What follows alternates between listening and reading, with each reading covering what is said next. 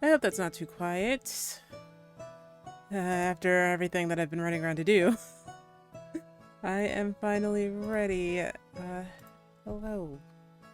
There is a big bag next to me, and we're definitely going to be having a little bit of a different time here as I strap in to explain what happened for that long period that I was not streaming. Why is my hair... Okay. Okay. Right. I think that's... Oh, yeah, because my part's weird. Oopsie. Oh well. I'm gonna just have to deal with it. I'm so sorry. I'm just trying to get it away from here. But it's not gonna happen because there's actually a lot more flyaways that I have. Okay. So, here we are. Post-Japan trip. Spent 3 weeks or so from Japan, and we're gonna talk about it. We are going to talk about what it was like and what everything was like, and probably gonna need a lot of water, so I have 2 water bottles here. Okay. I guess I don't really know if I have anything really to begin to start with. I hope I posted all the things everywhere, right? Um, I'm hoping so. I think that's kind of like the big thing here. Um,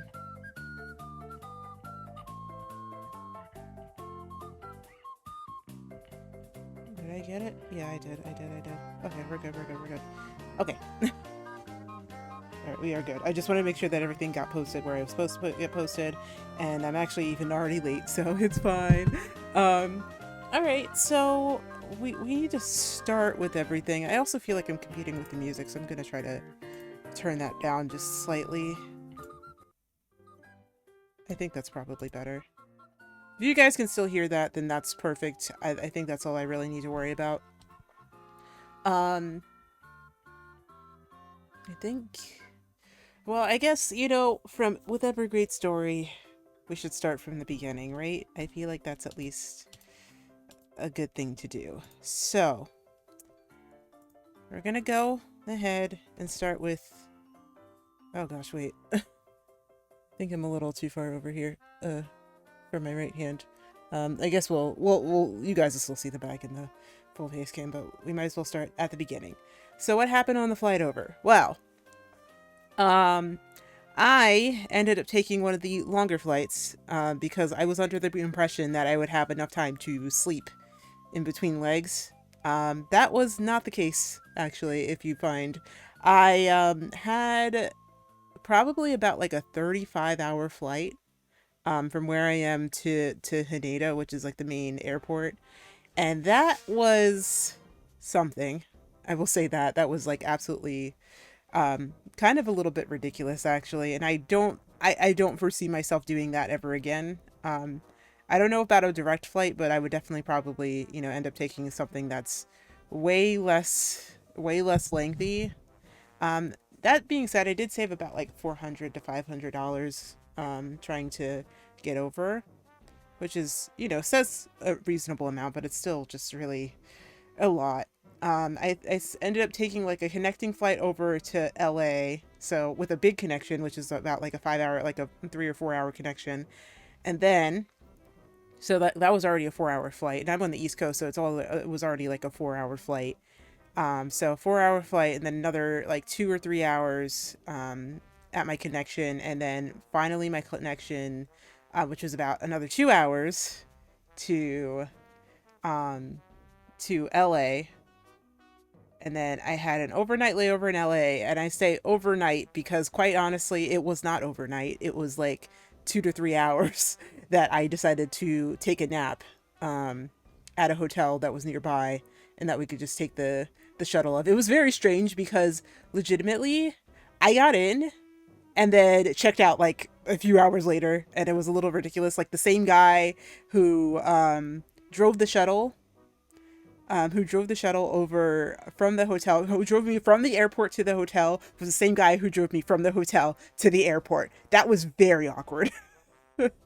So I went to a hotel to take a nap because I knew that that was probably the only amount of sleep that I was going to get in enough time for me to make my 5 a.m. No, I'm sorry, it was not a 5 a.m. flight. For make my 7:30 a.m. flight back to the hotel, back to like, onwards from that.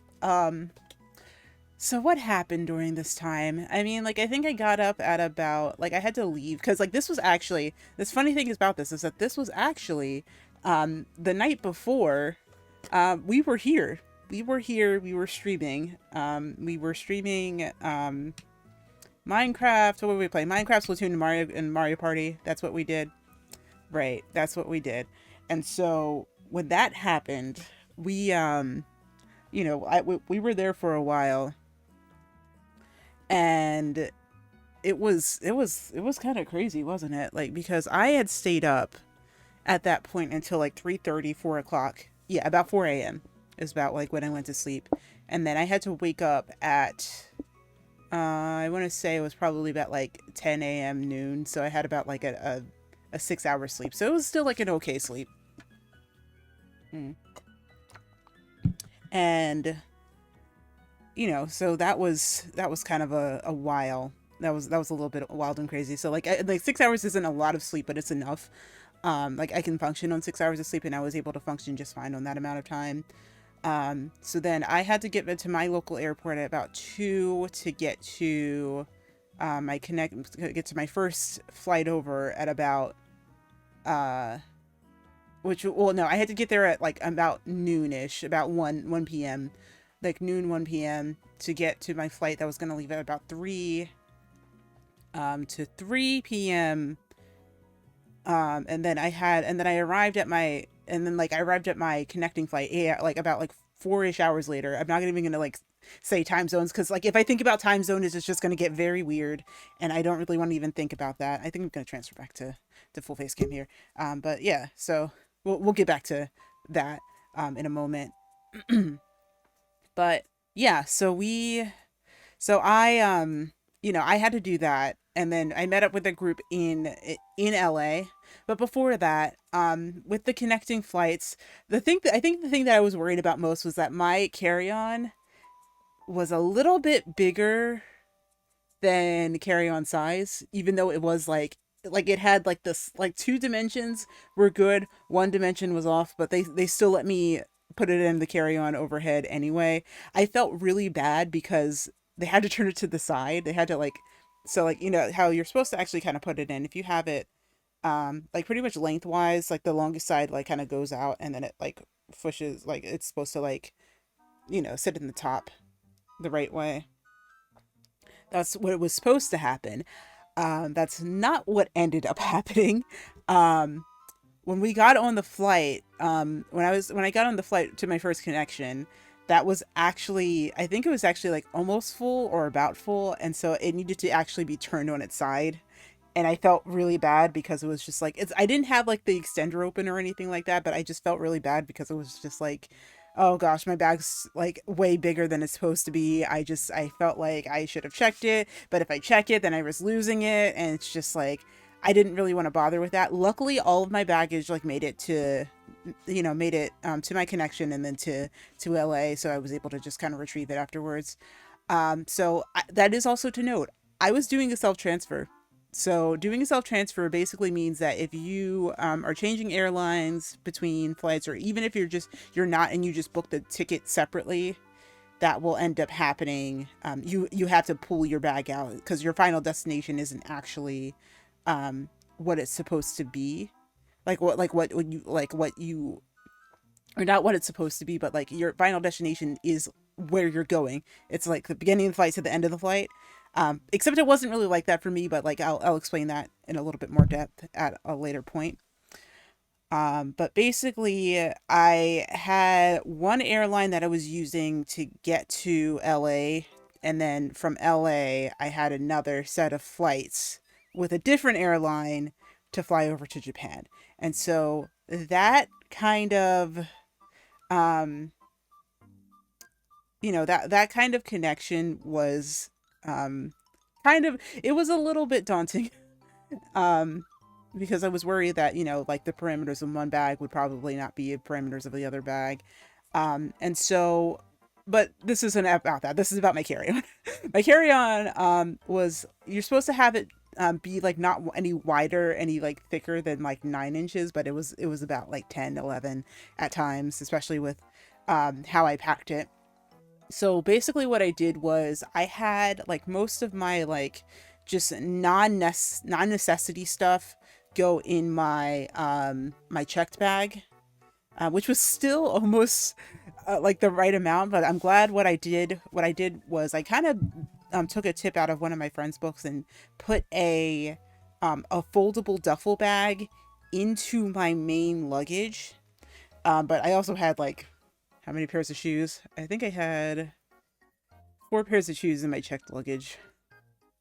So that was also kind of something that, kind of brought up the weight of what I was doing. And honestly, if that had happened, I don't think that I would have been able to um I like because I actually was considering buying a pair of shoes while I was in Japan, and I'm glad I didn't, because like I don't think I would have been able to. Well, I would have been able to do it, but like I don't think I would have been able to do it to a point where it's just not what's it called?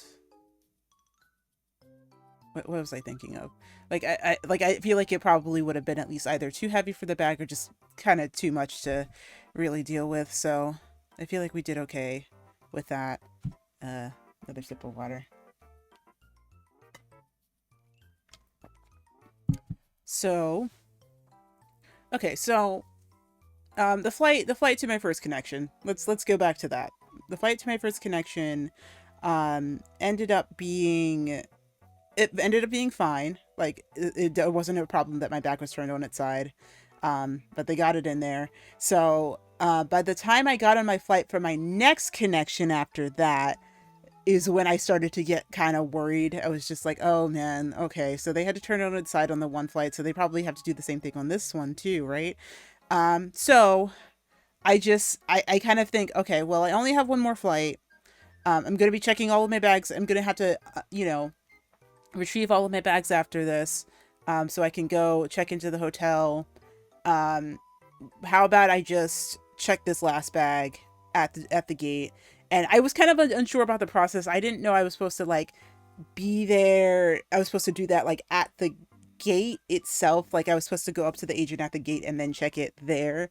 That's where I was supposed to do it. So like it was kind of awkward because like I was boarding on the flight and it was just like I kind of had to ask the flight attendant and be like, "Hey, was I supposed to check my bag back there?" And I was just like, and so the flight attendant was amazing. I do want to say that like that one flight attendant on that flight was absolutely amazing, and I really should go back and like at least like put in a good word for him because he did a great job. But he was like, "Hey, like yeah, somebody will be back down to check your bag," but then it wasn't, and it was getting to door close, and I was just like, hey, so is it still okay that if somebody checks my bag? And then so then he was nice enough to go run and ask me for it.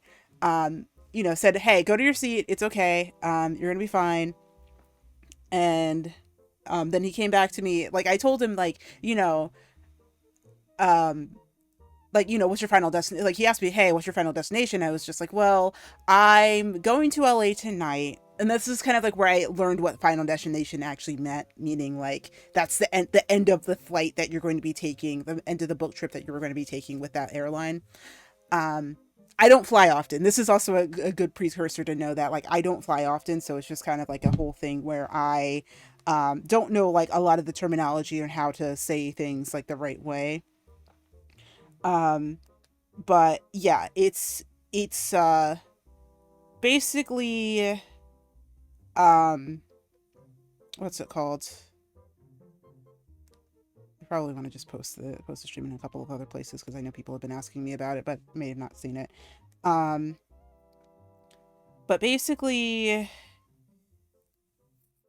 he like I think he thought that my final destination was actually Japan, but I wasn't traveling with that airline to go to Japan, so um the whole thing ended up being like a bit of confusion. But I said like so like I went and sat in my seat. Thankfully there was nobody in my seat, so I got a little bit of sleep on that flight.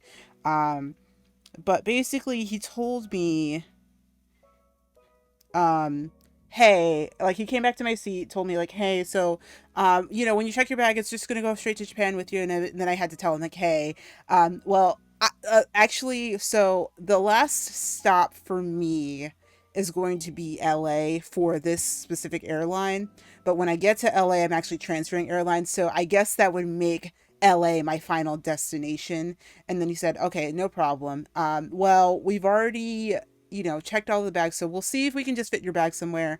I don't think it'll be a problem for us to be able to do it. And then he found a spot, told me exactly where to go to get it. And he was wonderful. He was great. It was just like you know, a really good experience. Like he really kind of helped me out and just, like helped me, just kind of calm down. Cause at that point I was so tired. I was literally just like, I just want to get to LA. I think actually that flight actually did get delayed very slightly, but like very, very slightly. It wasn't more than like a few minutes, but it was definitely, and it wasn't technically my fault. I mean, like it probably was a little bit my fault, but like the plane itself was actually late. So, um, yeah. So that ended up happening. Just give me 1 second here. I'm gonna hydrate and also.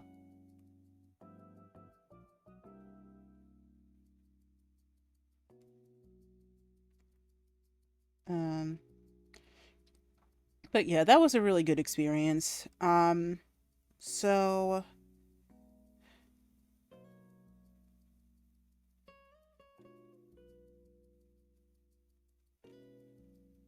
sorry.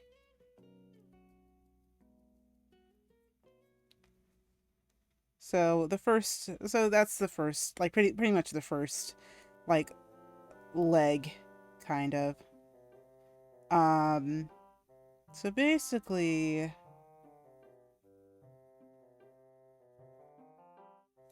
that ended up. So that was probably, I want to say, about a good. Let's see. It was about 4 hour flight, 3 hour layover. And then I want to say, let's see, I can look at my list here. Actually, yeah, it was about a 4 hour flight. 4 hour flight, and then a 3 hour layover, or 2 hour, yeah, 4 hour flight, 2 hour layover, and then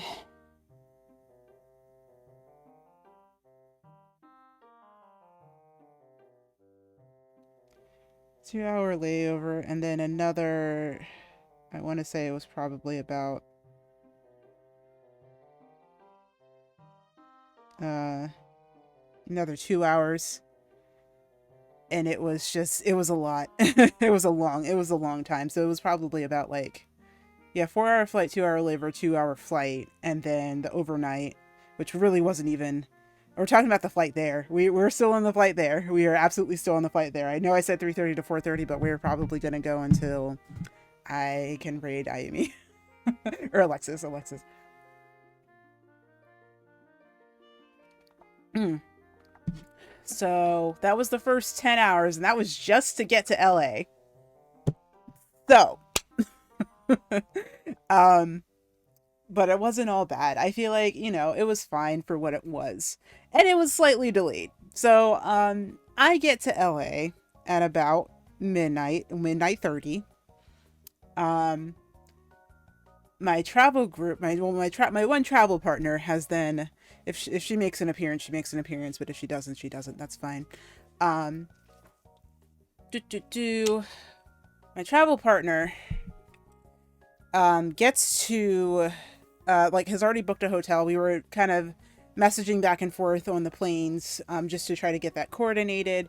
We did, but really I only ended up utilizing the hotel. We really ended up using it like about like about like 5 hours, for only about 5 hours. But I feel like for what we paid for it, it was just fine. Let me see here. I'm trying to think. So I had to wait for the shuttle. I got the shuttle. Had to carry my big bags there. I wish I could, honestly, I'm gonna talk about this later, but like the utility of lockers in just Japanese transportation areas, amazing. amazing, and I would 100% like wish that they were a thing in America, because goodness gracious, that was like really convenient. But I'll talk about more in length about that later, because I did have an issue with lockers. um, Let me think here. So it was probably about like 1 or 2 a.m. where I just kind of rolled into the hotel, just probably just changed into pajamas and just fell asleep, like brushed my teeth and just fell asleep. So, um, yeah, it's very helpful. It is very helpful. But I will get to that. I will get to the lockers. So yeah, so I think, and then like I think I probably only slept about, like, I took like a 3 hour nap. I'm gonna be honest. Like I really did not get much sleep on the flight over, because I can't. The funny thing is, like, I'm not really used to flying. Number one, number two, I can't sleep on moving vehicles. Like, I don't know what it is, but it's just that, like, it's just, it's either it's just too much movement outside. It's not that I'm laying vertically. Sometimes I'm like one of those people who has to lay vertically to actually get, like, relatively decent sleep. And so I didn't have that. I was just like considering, how much would it take for me to just fly first class and just have a nap like that? But I can't really do that. I can't do that. I can't afford that. Maybe in future. Maybe if I become a lot more wealthy in future, maybe I'll do that. Hmm. It's nice and cold. Um, so that's what ended up happening there. Um, well, no, I didn't explain anything there. What am I talking about? So like, yeah, so like I said earlier, I got in, got picked up by the shuttle, went to the hotel, and then passed out for like about 3 hours. We met up that morning. I got woken up by my travel mate, and that's when that was like, it's funny because like that was the first time that we had actually like interacted like in person since we had been there, because I just kind of came in and fell asleep. The front desk, she let the front desk know that I was going to be there, and then just like had the key left for me. Woke up, just went in, you know just took the nap, woke up at 2 a.m. Oh no, not 2 a.m. Was it 2 a.m. or 3 a.m.? I'm trying to think. No, I woke up at 5. So I got in at 2, woke up at 5. So it was literally a 3 hour nap in a hotel. And we woke up at 5, got over to, woke up at 5. And, it's kind of a little bit of a rough thing, but it was just like 3 hours ahead of, well, actually, wait, sorry. Maybe I only slept 2 hours. I don't remember. I don't remember. It was all kind of just like a muddled mess, because I just like kind of put my stuff in, just threw my pajamas on, changed into the same clothes. I'm not even gonna lie. I changed into the same clothes. I wore the same clothes that I wore. Like I just went, and then just kind of yeah. Then we both checked out, went back to the shuttle, where the same guy who drove me from the airport to the hotel drove me back from the hotel to the airport. And we get there to check into the flight and check our bags, and the bag line is not open. The bag line was not open. It was not open until at least 5 a.m., I think, and we got there at 4:30. So I don't know who, like, there was a 5:30 a.m. flight. If I remember correctly, there was like about a 5:30 a.m. flight where people who needed to check their bags needed to do so, and I don't think they were able to do it. I don't think that they were able to do it. I'm pretty sure that was actually ended up being the case. So, not off to an auspicious start at this point.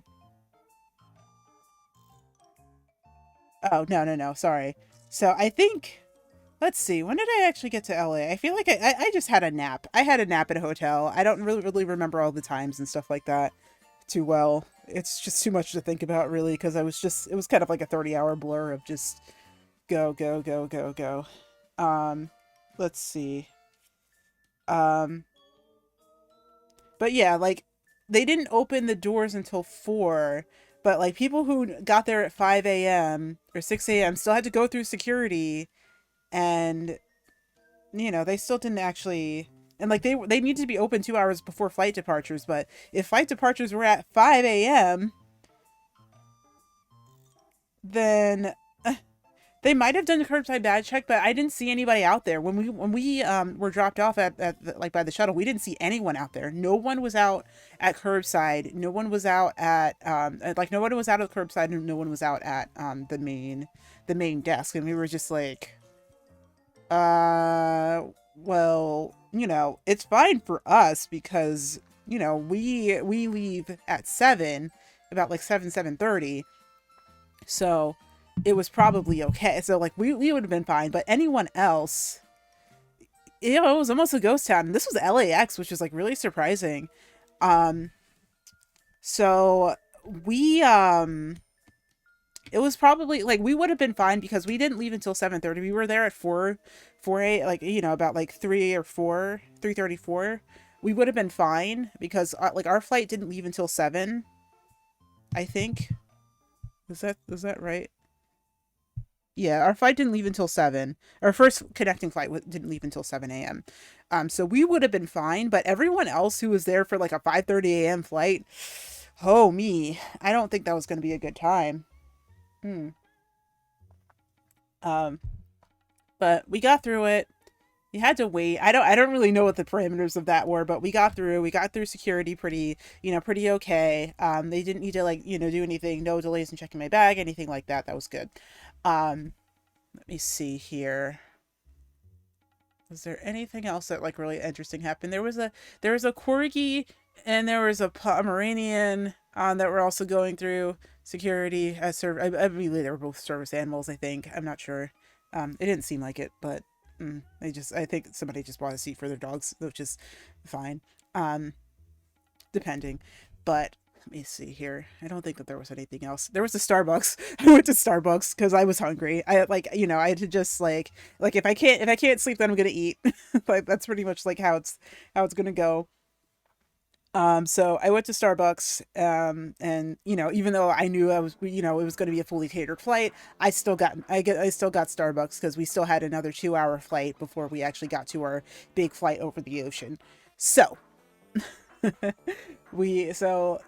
ate Starbucks. I got to then we started boarding our flight, and then our first flight to Seattle, which was our connection, and then we went to, and then when we got to Seattle, I don't know if I ever posted the Seattle, um, like the Seattle landscape, like the kind of the beautiful landscape that they have in Seattle airport. I don't know if I can actually even post it. Let me see if I can do some things here to see if I can post it. But like, yeah, Seattle's airport is gorgeous. Like, I don't even know how this is even like a thing without it being like, oh wait, they changed the format of Google Drive. I just got really distracted by that. Hang on. Let me see what I can do here. But yeah, it was like really gorgeous. It's funny because we were playing pretty basic economy, and I got um pretty much at that point. Like I was in the middle of what's it called? Wait, how do I create a new folder? Oh, there we go.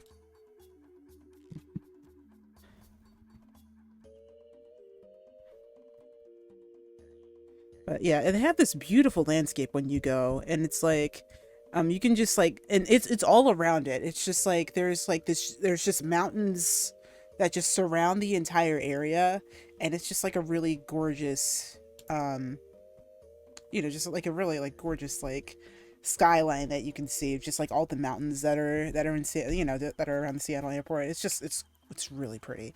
Let me see if I can get the picture of it. I can just kind of finagle something here because I know that is definitely something that I want to keep on the stream. But Seattle wasn't, like the Seattle airport wasn't super bad. I did considering sorry, woo. I did consider transferring my money, like to try to get yen there, but really all I did was end up pulling money there to go to just to like pull like a couple $100 just to transfer when I get over to Japan. But I am still gonna just try to figure this out. I don't think anything eventful happened in Seattle. the funny thing is, there was actually at the same time another flight boarding to Korea, which is just like, huh, interesting. Around the same time. Um, let's see here. Ba-ba-ba. Okay. We're gonna get it up here.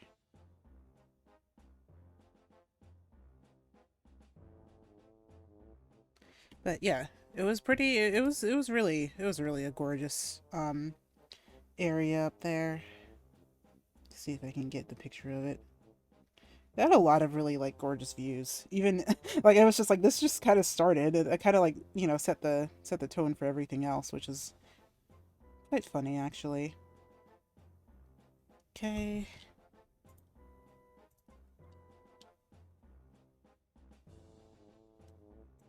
Alright. Let me see here. Let's see what we can do here.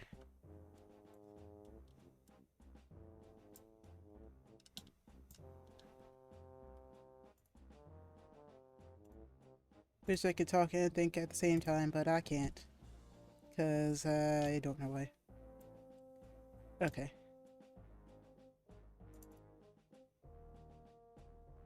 Um...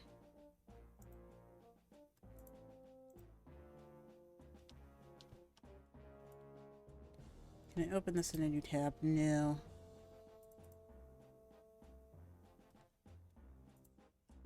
Okay. Not in this household. No, I can't multitask like crazy. But yeah, so this is like kind of what it was like. It was like really, it's really gorgeous. It's like massive. So yeah.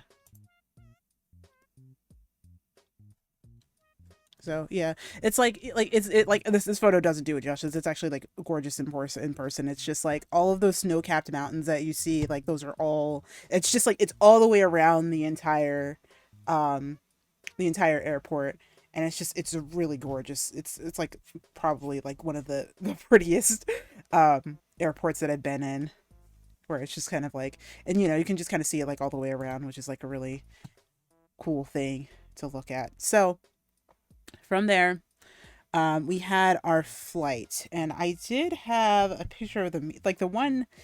So I think it was kind of interesting getting there because when I initially like during the initial flight, we actually had more meals on the flight back home than we did on the flight there, which was a little weird. Well, I don't want to say it was weird, but it was just kind of like interesting because I was expecting there to be like we were expecting there to be like three meals, but there was actually only two. I don't know what happened to the third meal. Maybe it was just too much turbulence for them to actually serve it. Um, but I can talk about what I had for lunch. And I did fly Delta over there, so just you know, I kind of haven't been like talking about like what the things were there. But let me see.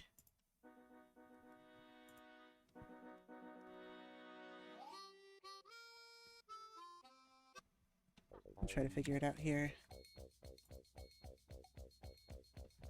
But yeah, so it was like a teriyaki chicken. Um, what's it called? It was like a teriyaki chicken and like rice with peas, and it was pretty good. It was pretty good. For you know airport food, or airplane food, it was pretty good. And like there was like a side salad there. It was kind of like more like a side grain bowl. And then you get ice cream, and that was the flight food. At least for dinner. For breakfast, I didn't I didn't take a picture of it, but it was like a an egg it was like an egg sandwich. It was just like a regular egg sandwich. It was pretty eh. I wasn't like huge on it. They gave us like an egg sandwich and a fruit cup. I would say that the fruit selection was a little bit better on the way back. But the meals were basically the same. Going in and going home, like going there and coming back. So, um, you know, that's pretty much how it was. I got the pasta on the way back, which is like the one thing that I was like, okay, this was a little bit different. So anything about the flight, really, not really. I did meet somebody. The person who was sitting next to me was actually like completely in J fashion. Um, I think we called her platform boots. I don't know if she's watching this, but like we made friends. We've made friends on the plane, and we exchanged Instagrams. I believe her name is Jenna. So shout out to Jenna, for being a good um for being a good what's it called?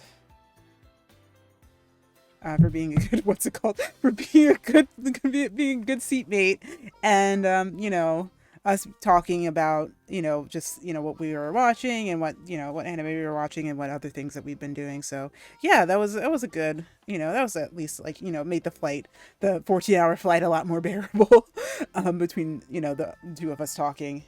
So yeah, that was nice. We actually were able to meet and stuff, make friends on the plane, which is kind of cool. Mm. And then we made it. Woo. So it was about 5 o'clock.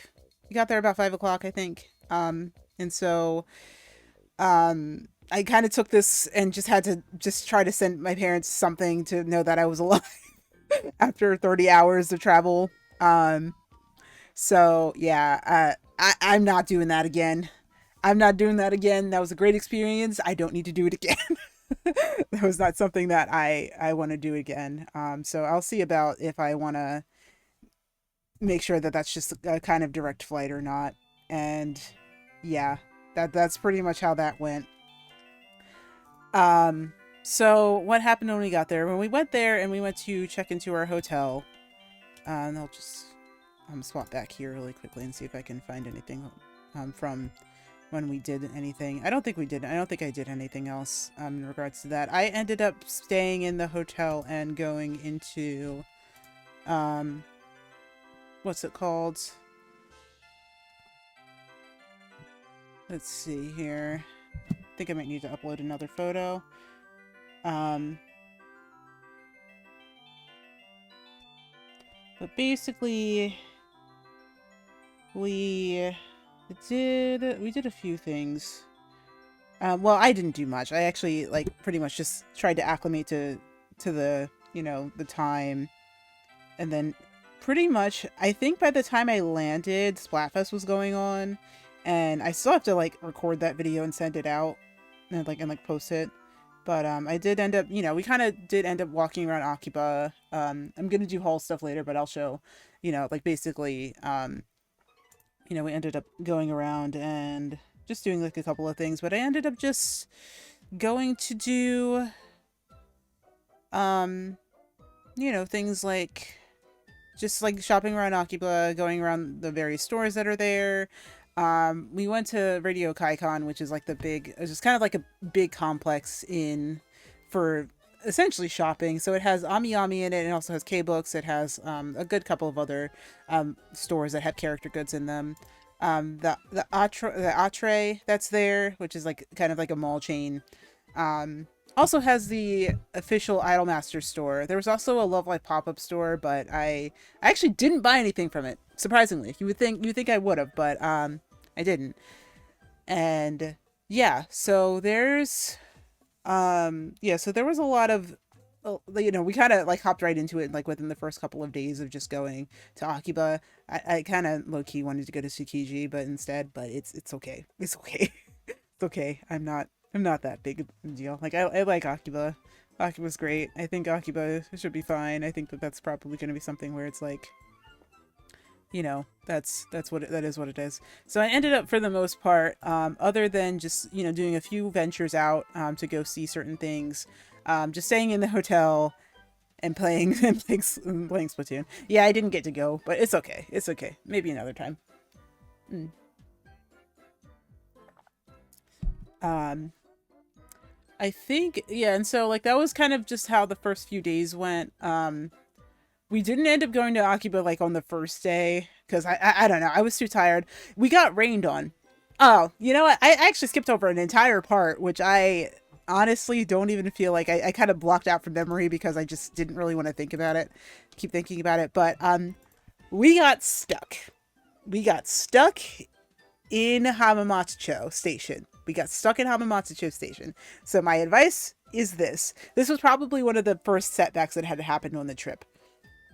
We got stuck in Hamamatsucho Station because we rode the monorail to get to Hamamatsucho.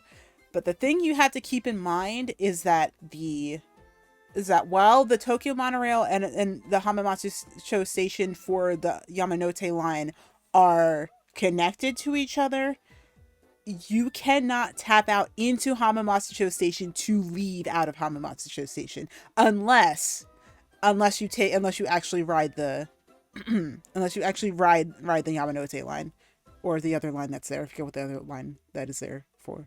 I forget what it's called. It's the light blue one. Whatever the light blue one, the JR light blue one is. Forget which one it is.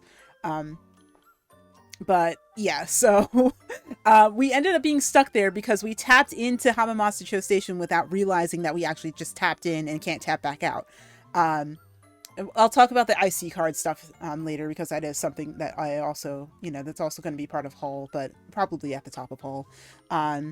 But yeah, we got stuck in Hamamatsucho Station for like at least a little bit, and so we actually even left out the wrong way, and had to go all the way around and got rained on, and it was just not a good thing. So I'll say this: Google Maps is better for certain things, but not for everything.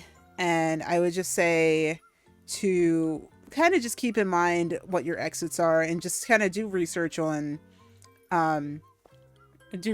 like what your routes are going to be. Like I would literally just do a Google Street Map to, whatever station you're going to be at to your hotel, just in case anything goes wrong or you find any other routes that you can take. Now the thing about it was that like I had to walk down and back upstairs with multiple luggages, and that was not a fun time. That was like actually not a fun time. So how do we get out? A station attendant did not let us out, actually. We had to ride. What I did was, and this was actually my first experience with the lockers. I stowed my big luggage in a locker. We rode one station, tapped out, tapped back in, rode the station back. That's how we got out. And it was fine because I had enough on my card. We both had enough on our cards to just be like, okay, this is fine. But yeah, so if you're taking the monorail and you are staying at Hamamatsucho, leave it via the monorail exit. Do not tap out into Hamamatsucho Station because you cannot leave. You cannot leave. There is another station exit, but you can't leave. You can't leave once you're in Hamamatsucho Station. So that is something to keep in mind. Okay. I think that's what I probably want to at least go ahead and at least just like probably just take like a very quick break. I think I'm just going to run an ad, go to the bathroom, and then I will be right back. Because I feel like that's probably at least like a good stopping point to just be like, okay. Alright, I think I'm going to do that really quickly. I think I'm probably going to just try to at least put the stream in more places so that people at least can join about it. Because we still have a little bit to go. There's a couple of, like, I'm going to actually skip a lot of stuff in the next session here because, like, I'm not actually part of it. But yeah, let me see here. Alright, so I'll be right back, and yeah, just, I'm gonna just run the ad, and then everything will be fine for now. Okay. BRB.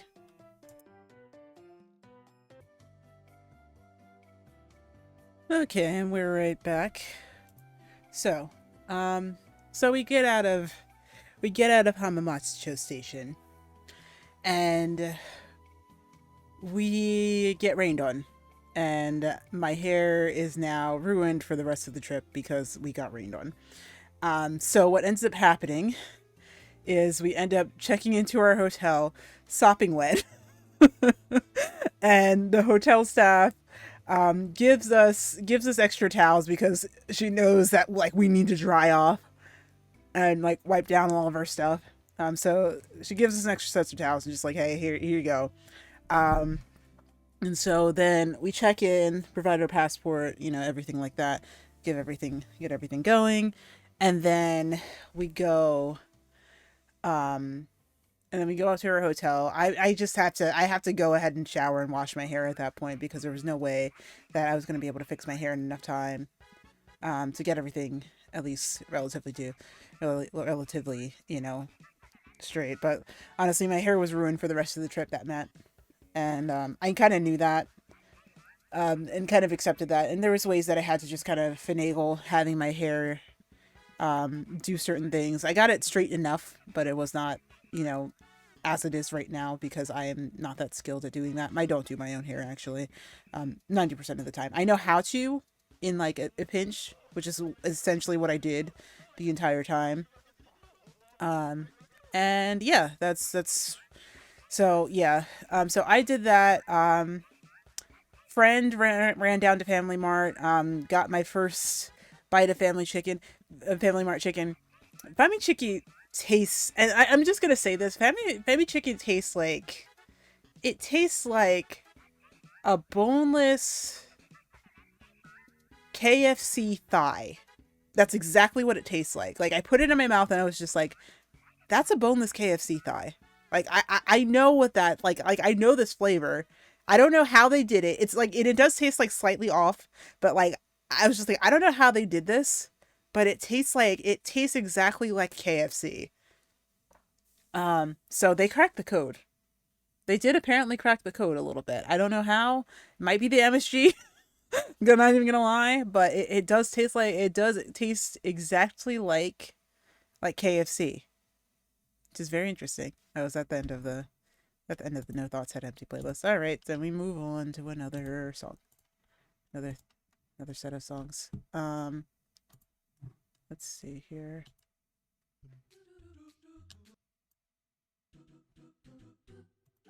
Okay, so we let's see. So like yeah, so we pretty much do that. End up just passing out because we know that we're gonna just to fix the sleep schedule right then and there. I feel like that probably helped my case a lot and get and like why I recover from jet lag over there relatively quickly. Other than like a nap or two after we got back because I only had slept like about 5 hours among the entire thing. Like I just had to kind of acclimate relatively quickly because I needed to just kind of pass out for a good couple of hours. Now I did still wake up a couple of times. Um, Definitely still felt tired at the middle of the day at certain times and just kind of had to go to sleep. But yeah, we spent pretty much most of the first day because roommate had to go to a concert, so I kind of just went back and chilled at the hotel after we were done. But the next day was the first visit to Akiba and Radio Kaikon and all of the other stores that are around. I bought a couple of things, but I really didn't even still buy that much, surprisingly. I don't know. I kind of feel like I have most things that I want in regards to anime merch, so it's kind of just like, not super, um, like, not like really like going crazy with buying everything that I could find, but not my friends. And they still like brought back with a whole bunch, they still kind of came back with a whole bunch of other stuff. Um, Let me see here. Do I have any other interesting photos?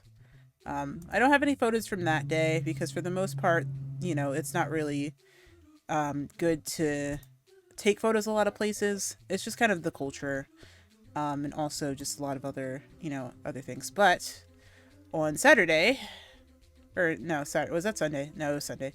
On Sunday, we ended up here, Wonder Festival, which is, well, Winter One Fest, I should say. So if you guys don't know what One Fest is the place with a lot of the a lot of the announcements about figures and some indie garage kits are also available.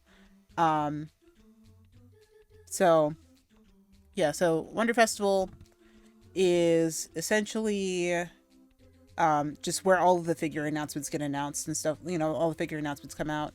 I know that there was also another one here that I did want to point out, which is the Nico and Sotamaru collaboration figure here, right, which I got a first look at. Um, So my friend bought the ticket, so I really can't even talk about how I actually got into getting into Wonderfest. Um, but yeah, seeing all of this in person and seeing all the garage kits in person was definitely not an experience I was going to get again. So I had to, I felt like I should have taken it. That I feel like if I didn't take it, then I probably would have been like, well, that would have been very weird. Um, let's see. The process of getting over to Makuhari is longer than getting over the process to Disney World. You have to pass Disney World to to get to this venue. So if you were ever going to concerts in Makuhari, or if you do end up at a festival in Makuhari, it's far. Just know, like, this is where Nintendo Live was. It's very far. Like, it's in Chiba, and it's pretty far.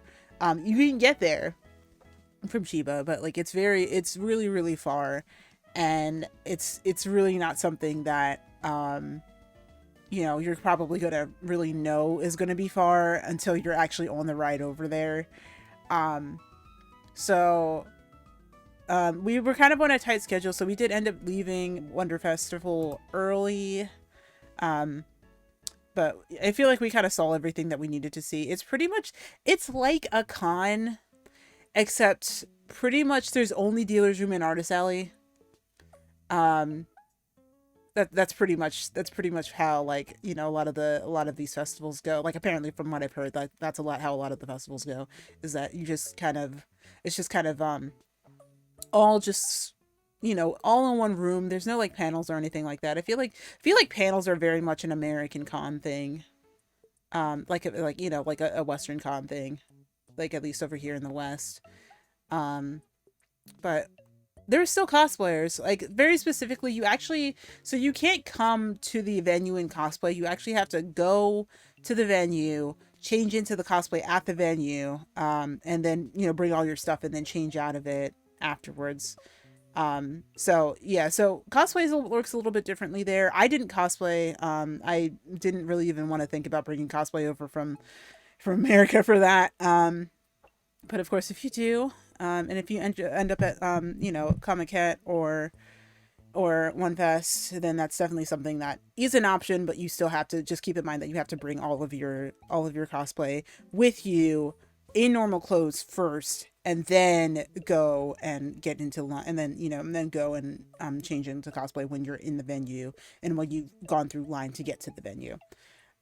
So that's how that goes.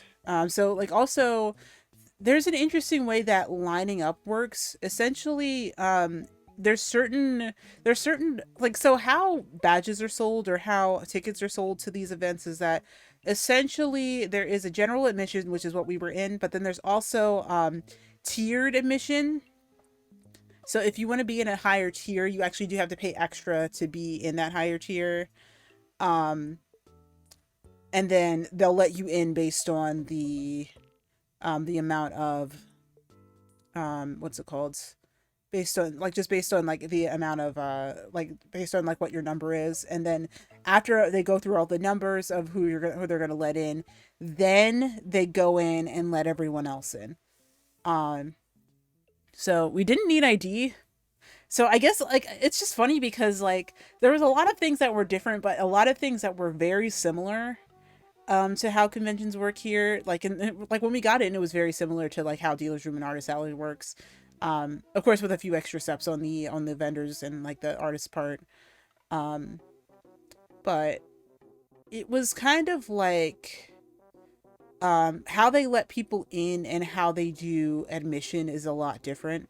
Um, because they kind of just send you in through it, like in groups through lines, and then that's how essentially how they um, get everyone into the venue.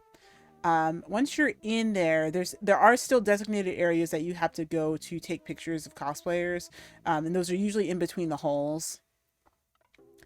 So like they'll have like a hall A, hall B, and hall C. In between hall A and hall B will be like how A and hall B, and then hall B and hall C. Those will be where cosplayers will actually like line up, and then you can take pictures of them there. I didn't do any of that. We kind of just went around just to see what it was like, and just to see like how events like this are run in Japan. But it's very interesting. Also, Sotomaru was actually at that event. I did not actually get to see her. We left before the event that she was supposed to be in was actually there. So that was kind of like the whole like, oh snap, I'm actually in Japan, and like things like this can happen, like that, like people can appear as guests down. That's kind of crazy to think about. But I can show one more. There's a Ren figure that was announced at Wonderfest before we move on from Wonderfest. But it's actually a prize figure, so if this was something, if you like what's it called, ReZero, then that is definitely an option for you. That may be in prize things very soon, which is, this Ren prize figure, which is really good. Let's see. We have made it past Wonderfest. So post Wonderfest, I had like one of the first. Well, we went to Denny's on the day that we went to Akiba for the first time. Like that was our first meal. Was Denny's. Japanese Denny's is I don't want to say it's like super different, but it's definitely like um it's definitely like catered to Japanese tastes is what I would describe it as. It's not anything that's like what's it called? It wasn't anything that was like amazing, but it was good. It was really good. Like I would say that it's like I would say it's worth going to. I wouldn't compare it too harshly to American Denny's because they're very different restaurants. Food in Japan is very cheap. I think most things that if you want to get it, then you can get it for a relatively cheap amount. I feel like that's at least, a good thing. But we ended up going to Sukiya, which is a Japanese food, like a Japanese chain restaurant that like that specializes in donburi.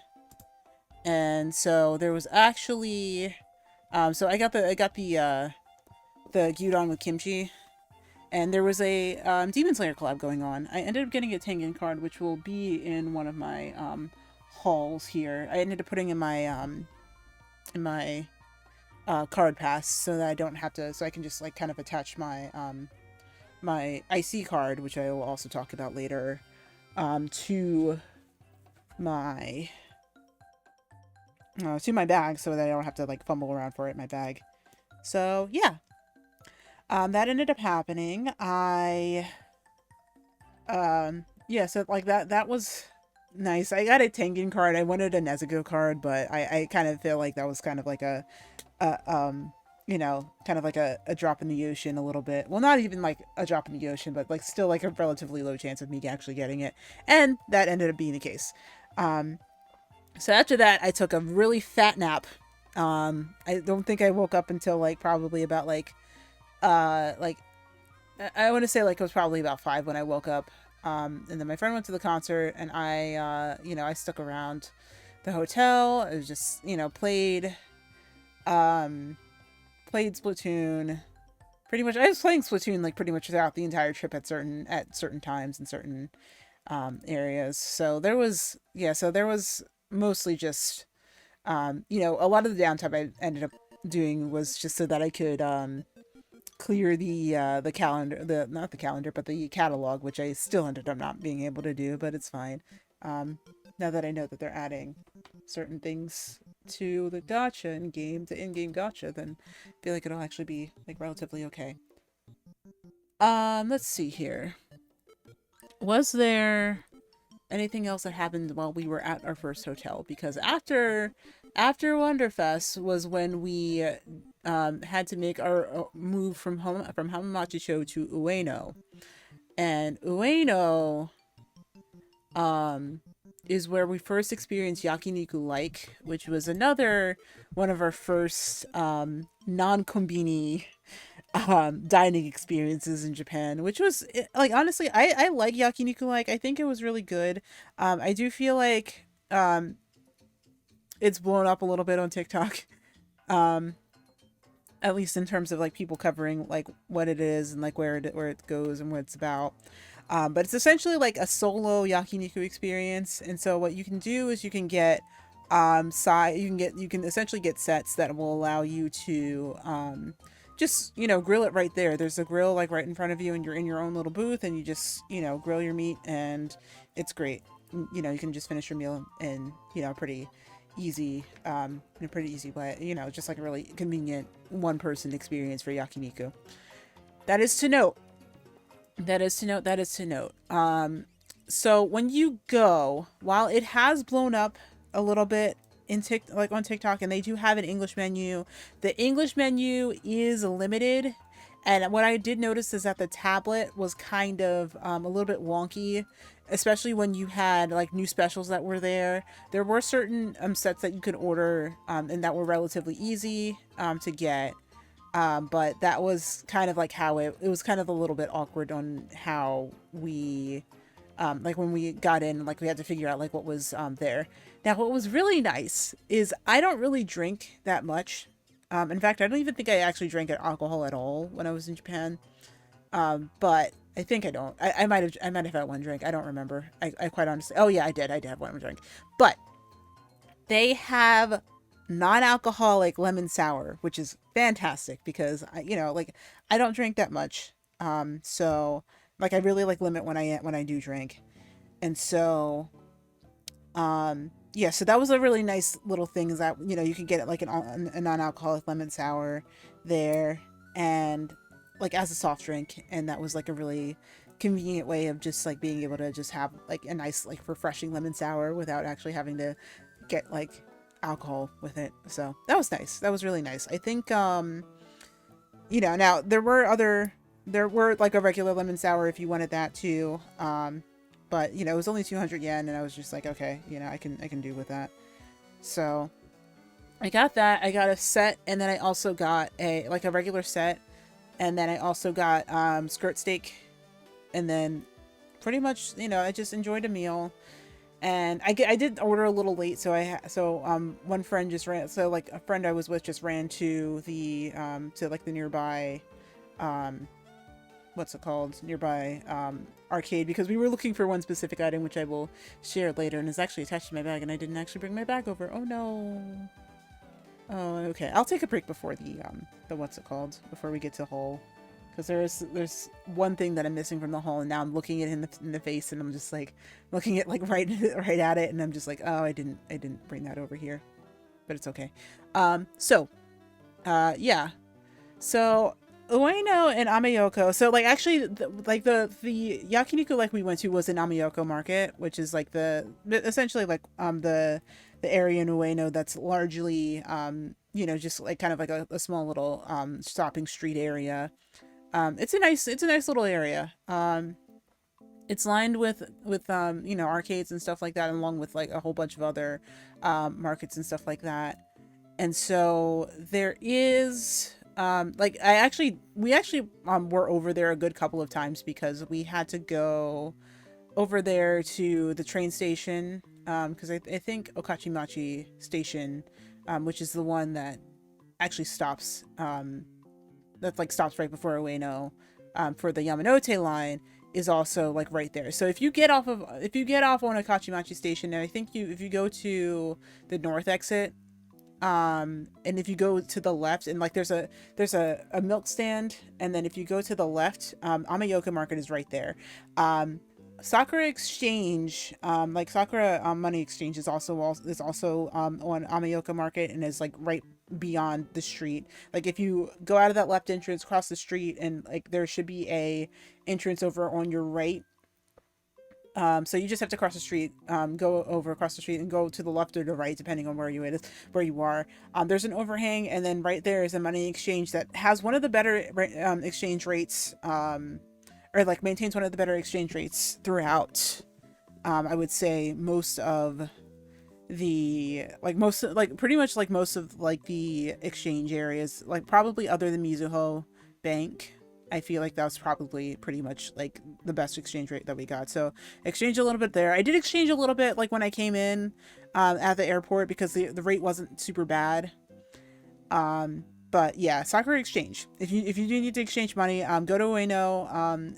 get off at well, I would say get off at a Kachimachi station, north exit, and then right across the street and like around the overhang. Just look for the Sakura Money Exchange, and then you'll get a good rate. You'll get a good rate. Let's see here. Um, how? Okay, so we're at the point where we have officially changed hotels. I believe at this point we started to actually go ahead and just kind of do other shopping. I think later the next night we ended up going and we found a thing for a friend. I don't know if that friend is going to be even really watching it, but um, yeah. So the funny little thing about Akiba, we went back to Akiba, by the way. We pretty much went to Akiba almost every night. Like, I feel like everyone, like, someone went to Akiba at least once every night. Um, because people wanted goods and stuff like that. Um, so crane games can function a little differently depending on where you go. In this case, if you tried up to 20 times, then you got to try for at least like a good, like, I think like 20 sec, like I think either you had at least like a minute of playtime, and then you can kind of just free grab as many times as it'll let you. Um, so we were trying for the Revue Starlight plushes. We had to come back for Juna because well, luckily she was even still there because we didn't find them again after that, which was quite annoying actually. Um, so that was a very tedious event of things, but we ended up trying about 20 times, which is about and each try was 200 yen, so we ended up spending about 4,000 yen to try to get these plushies, and they were not worth that much. They're not. Um, but yeah, that is what ended up happening. That is what ended up happening, honestly, and that was good. We also went to Coco's later that night, which is another family restaurant similar to how Denny's is run here. Let's see. Maybe I do have a picture of it that I can share. I think it's still uploading Disney Photo. Oh yeah. So Coco's was having a Niji Sanji collab. I don't really watch like a Niji Sanji EN collab. I don't really watch these guys that often, or really much at all, unless somebody mentions them to me. But yeah, that was the collaboration menu for Coco's. Coco's was also quite good. I would eat at Coco's again, I think. So that was that was dinner that night, and yeah, so we pretty much all had we got some pretty good stuff out of that. I feel like like that was my first time having pasta since I since we came back from since we went in from the States. So that ended up happening. That's what ended up happening on that day. All right, and then the next day. So we're on probably about, I want to say, what day are we on at this point? I feel like we're probably on, not counting the arrival days, on day 5 at this point. And I was supposed to end stream at this point, and I did not. Goodness gracious, we're still live. I probably should also say that we're still live.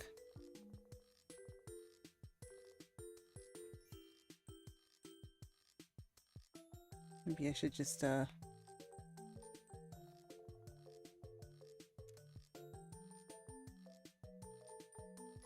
we're gonna just go Inception here.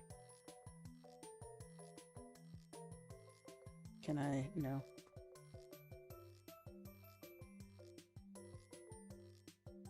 We're still live.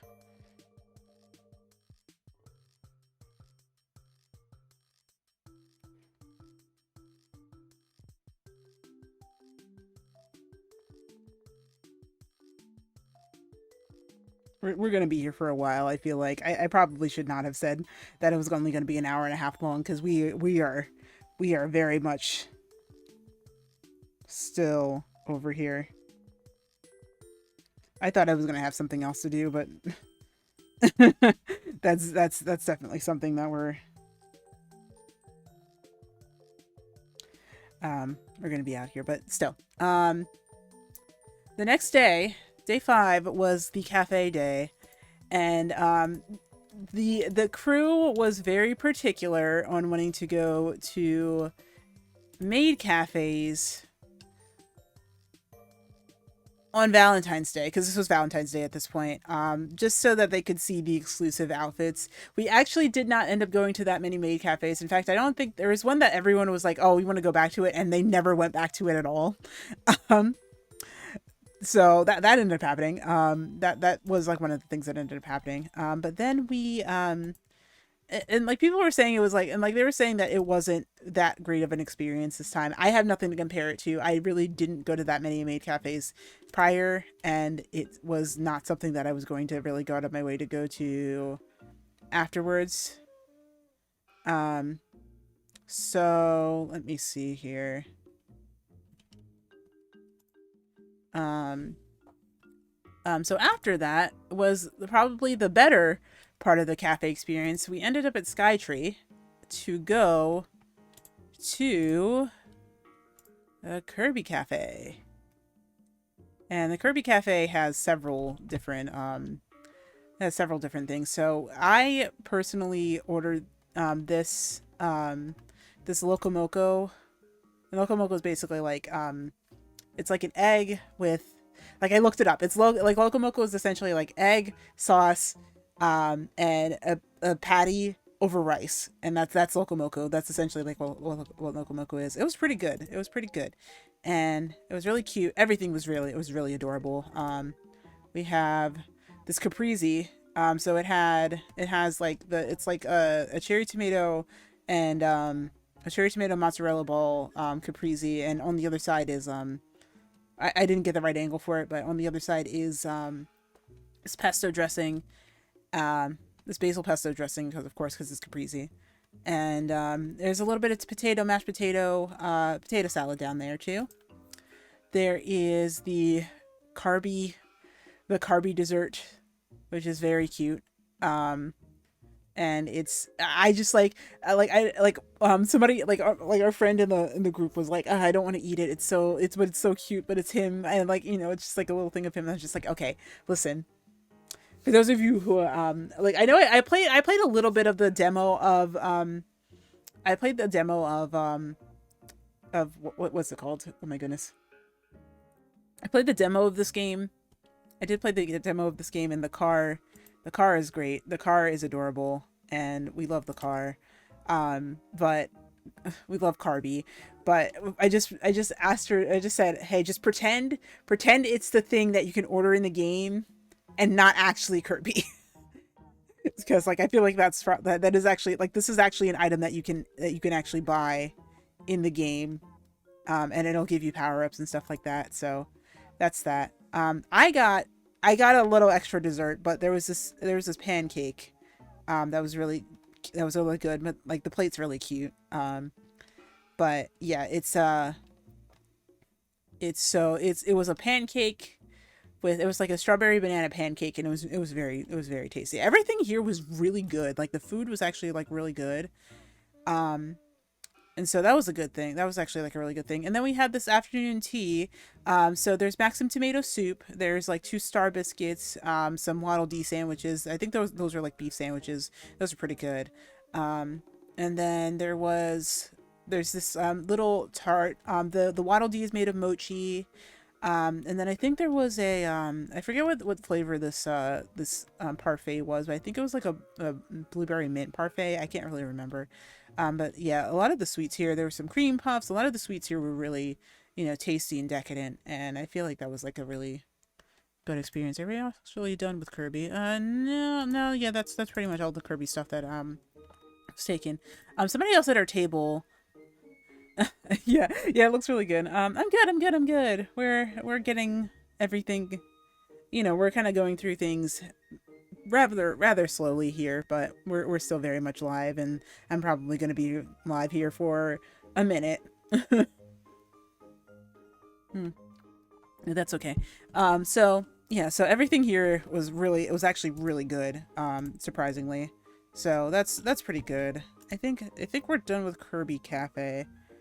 Yeah, but yeah, you still get to see stuff. You still get to see plenty of stuff. I feel like we're actually still kind of getting into like a lot of the major stuff that happened, other than Wonderfest. But Wonderfest was, we didn't spend that much time at Wonderfest, so it's not that big of a deal. But yeah, that Waddle Dee. So this Waddle Dee tart, that's up at the top here. The Waddle Dee tart here, that's up at the top here, is actually a lot. It was actually made out of mochi. It was like a peach mochi, and then I forget what the filling was inside, but it was really good. But yeah, this was all really tasty. Like, I forget a lot of the flavors that were present here, but a lot of it was really, really tasty. Um, but yeah, I have, and like from the Locomoco thing, I actually do have this lunchbox. You guys will see it in a moment when you guys will see it when we get to Hull. So yeah, that's the Kirby Cafe. Let's see where we are. It is very cute. It is very cute. I don't know how I'm gonna pack it going forward, but we'll see. Um, okay, so that's what we ended up doing. We did end up going to karaoke later that night, but then, and we were gonna probably try to go to At Home, but we ended up scrapping At Home because we were just too tired. Um, Day 6 wasn't much of anything. I just kind of stayed in and washed my hair. Day 7. Day 7. Um, was Asakusa. And Asakusa, I don't have in here. Yes, I do. Oh, wait, no, no, no, no, no. No, sorry, sorry, sorry. Day 5, I think. Was that day 5? No, wait, hang on. Okay, no, I'm sorry. Day 6. Day 6 was not anything. Day 6 was Disneyland. Day 6 was Disneyland. Let's see here. Let's go here. Day 6 was Disneyland. In Disneyland specifically. We went to Disney Sea, but that was much later. So we're at Disneyland. So it's funny because my compadre in all of this said that I was very particular about going to land, and I was, because I like to see I just like to see the differences between Magic Kingdom and World, land in CA, land in Tokyo, and then also land in probably maybe potentially land in Paris. I don't know. I don't know if I'm ever going to end up at Hong Kong or or Shanghai ever, but there was that. Like, I just wanted to see what was different, because I had just to experience the same format in different mediums is always nice. Always nice. So, Tokyo Disney. What can we say about Tokyo Disney? So, there's certain things that are very similar but very different about Tokyo Disney. So for one, this is the Beauty and the Beast ride. I would say it's worth at least experiencing once. If you don't want to wait in a long line, I would say I would just get the access pass. So that is so important to note. Tokyo Disneyland does not have a fast pass system or the Genie Plus system that exists now in the American parks. Um, they have taken away free fast pass, so I'm imagining that there is probably going to be some type of service like it that comes to it eventually. But yeah, the animatronics are so well done. In fact, I don't even know if half of them even are animatronics and are just projections. It's so hard to tell because they just look they move so fluidly. So like, some of them, like, there's a scene where it just like where they where the beast transforms, and I don't even know how they even do it. Like, it's so like, I don't know if it's a video or if it's a projection, and like they just kind of like turn the projection on its side. It's just so interesting to see how, like, I don't even know how they did it, but like most of the animatronics are very fluid, and they look very well done. um it's really well done, especially like the pre-show. It's like, I don't even know how they get that beast animatronic to even work, but it's really well done.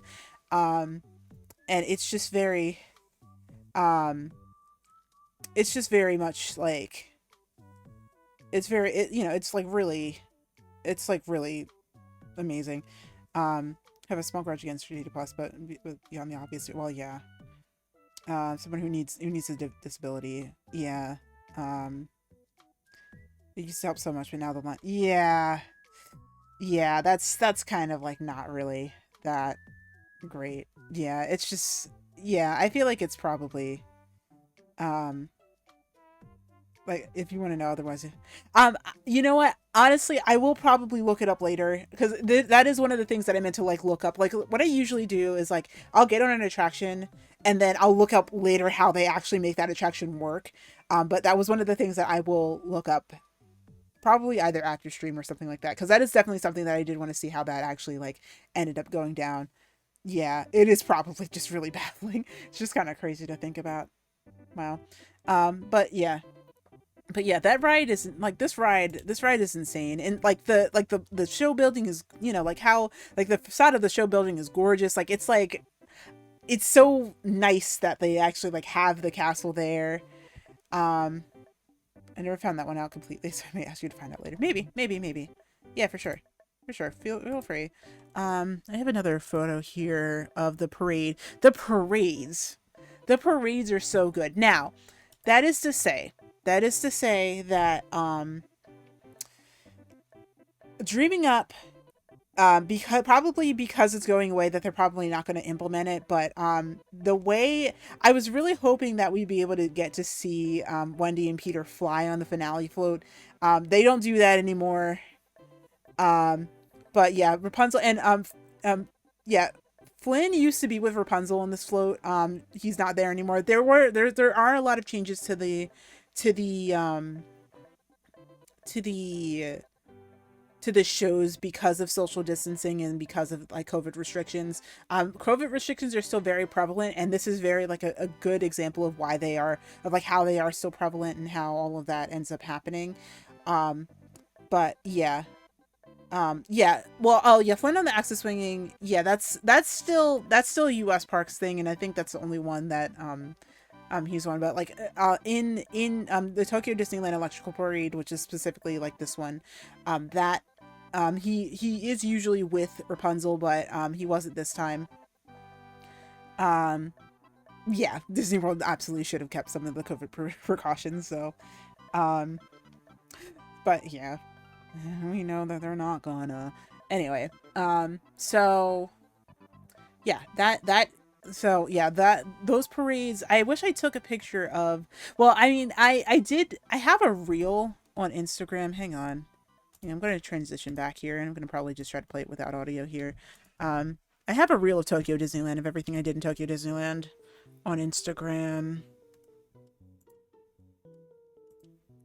Let's see here. We're gonna get to there. Let's see. Can I open this elsewhere? No, we're gonna just open it this way. But yeah, so they're streaming up. And I'll just let this loop on my Instagram profile. If you do wanna, yeah, of course. She's my favorite princess along with Tiana. So yeah. So, who's my favorite princess? I actually, oh man, I like Tiana. I do like Tiana. Um, you know what? Actually, my favorite princess is one that doesn't get featured enough often. And it's actually Kita from Atlantis. But she's not part of the lineup, so it's fine. But I like Tiana. I like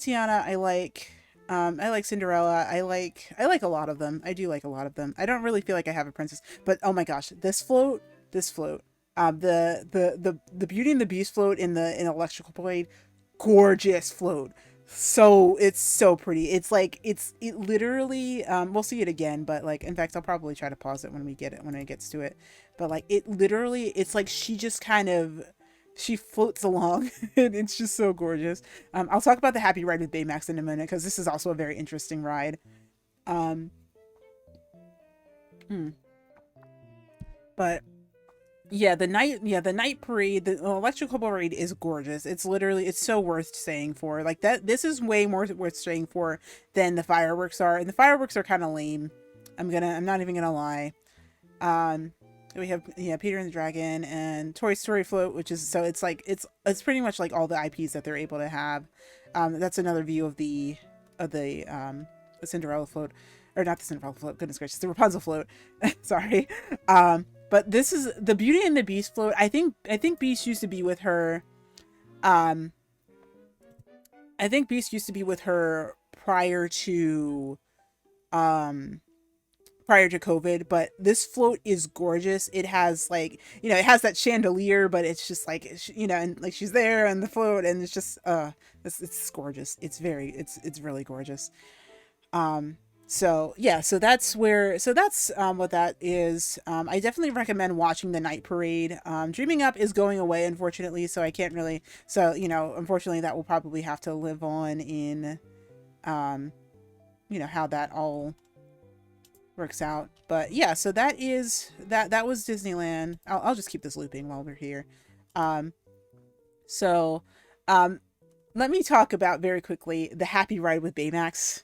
Because the Happy Ride with Baymax, you would think that it's like the Alien ride in World, where you just kind of go around with that. No, no, no, no, no, no, no, no, no. I'm telling you, this isn't a different experience. This is an experience. It is not just a swing ride. It is not just the swing ride that's in Hollywood Studios with the aliens. It is a different experience. It is an amazing experience. It is an amazing new experience in a very good way. I can't play the music on stream because I feel like it's probably copywritten, but it's so different. Like, they have probably about like 5 or 6 different songs that can play. Every single one of them has a dance that the cast members do. I'm not joking. I'm not joking. It's something you need to go and experience for yourself. If the ride is still there and the ride is in operation, go. Like, go. Absolutely go. The queue, no matter how long it is, it will not feel like it's that long, because everyone is like there dancing along, dancing around. Like, there's a way that they actually like spell Baymax's name, so it like goes like B. Well, it's not going to show up right on this side. Let me at least like go to the main thing here. So it was like B-A-Y. So like it's a Y, and then it's an M, and then they do an A, and then X, and like it's literally, they do it with one arm too. It's just crazy. It's an experience. Like, you have to experience the Baymax Happy Ride, because it's so it's such a different experience than, like, it's not just like your normal swing around ride. Like, it was very it was very much like a thing that was so it was so much. It was so much, but it was in the best way possible, I feel like. Um so yeah, so that was Tokyo Disneyland. I feel like, in the little bit that I can talk about it. So yeah, let me get back to photos here. I think that was pretty much like the only other photo that I have up here. I'll probably just leave this photo of the castle here, just so that you guys can see that. But yeah, so that night, I will actually say the fireworks did get canceled, because it was too windy out. Just due to the areas that they can actually do the fireworks. They don't have a lot of area to do the fireworks, so I would say that the fireworks are skippable. They have a couple of things that are actually applicable that you can do. So, um, no, I didn't show, and that Hall is still coming. Hall is still coming. Like, we'll get to Nintendo, get to the Nintendo stuff in a couple of minutes here. I think I am going to probably do one more day, and then I am going to um do I am going to probably take another break and just go to the bathroom really quickly before I move on to the next portion here, which is probably going to be Asakusa, the kimono rental, and all of that. Um, there was a lot more concerts that people went to. I did not end up going to those concerts, but actually, I think we'll probably have time to talk about the kimono rental before I go on and do other things here. So that was essentially Disneyland. What I will say is that the parade, like the fireworks, are not worth staying for. They're a lot lackluster. Like, I feel like the production value of the fireworks at Tokyo Disneyland are lesser because they close the parks pretty early. They close the parks at like 9 or 10 o'clock, depending on what hours. I don't know if they're ever even going to go back to the 9 to the 10 p.m. hours. I think like they close the park, like the park is only open for 12 hours, 9 a.m. to 9 p.m. because trains shut down before midnight. So it's definitely something where you're gonna have to, if you want to go to the parks, then you have to go like pretty early. Like I would say, like get there at park open and just like stay. You can pretty much like do a road draft to close, and it's not even really gonna be that bad in terms of just like the hours that you spend. Because like I think earliest is 8 a.m. Latest is like probably about like 9:30, 10 p.m. It's definitely like a road draft to close park that you can definitely do for both of them. Yeah, that's kind of like the hours for both of them. All right, so before I'm gonna probably snooze out just really quickly, and go ahead and just kind of talk about, just so we have a little bit of extra time to talk about the kimono rental. So, I'm kind of like, so I don't know. I feel like I have a little bit of different areas like that I can talk about. Yeah, they are open like a little bit earlier before official time, and that is true for both the Disney and USJ, is that they are very different. But yeah, so the kimono rental, this was actually something that I did want to do, so I shouldn't really be like super like embarrassed about this photo, but I kind of like it's kind of a little bit like different. I was surprisingly not cold. I didn't really get to have to, I should have worn leggings and I didn't wear leggings. That's all I'm gonna really say about it. But I was actually quite comfortable in this. I do wish I brought safety shorts because I did feel a little bit uncomfortable, as you could probably tell by me posing the photo.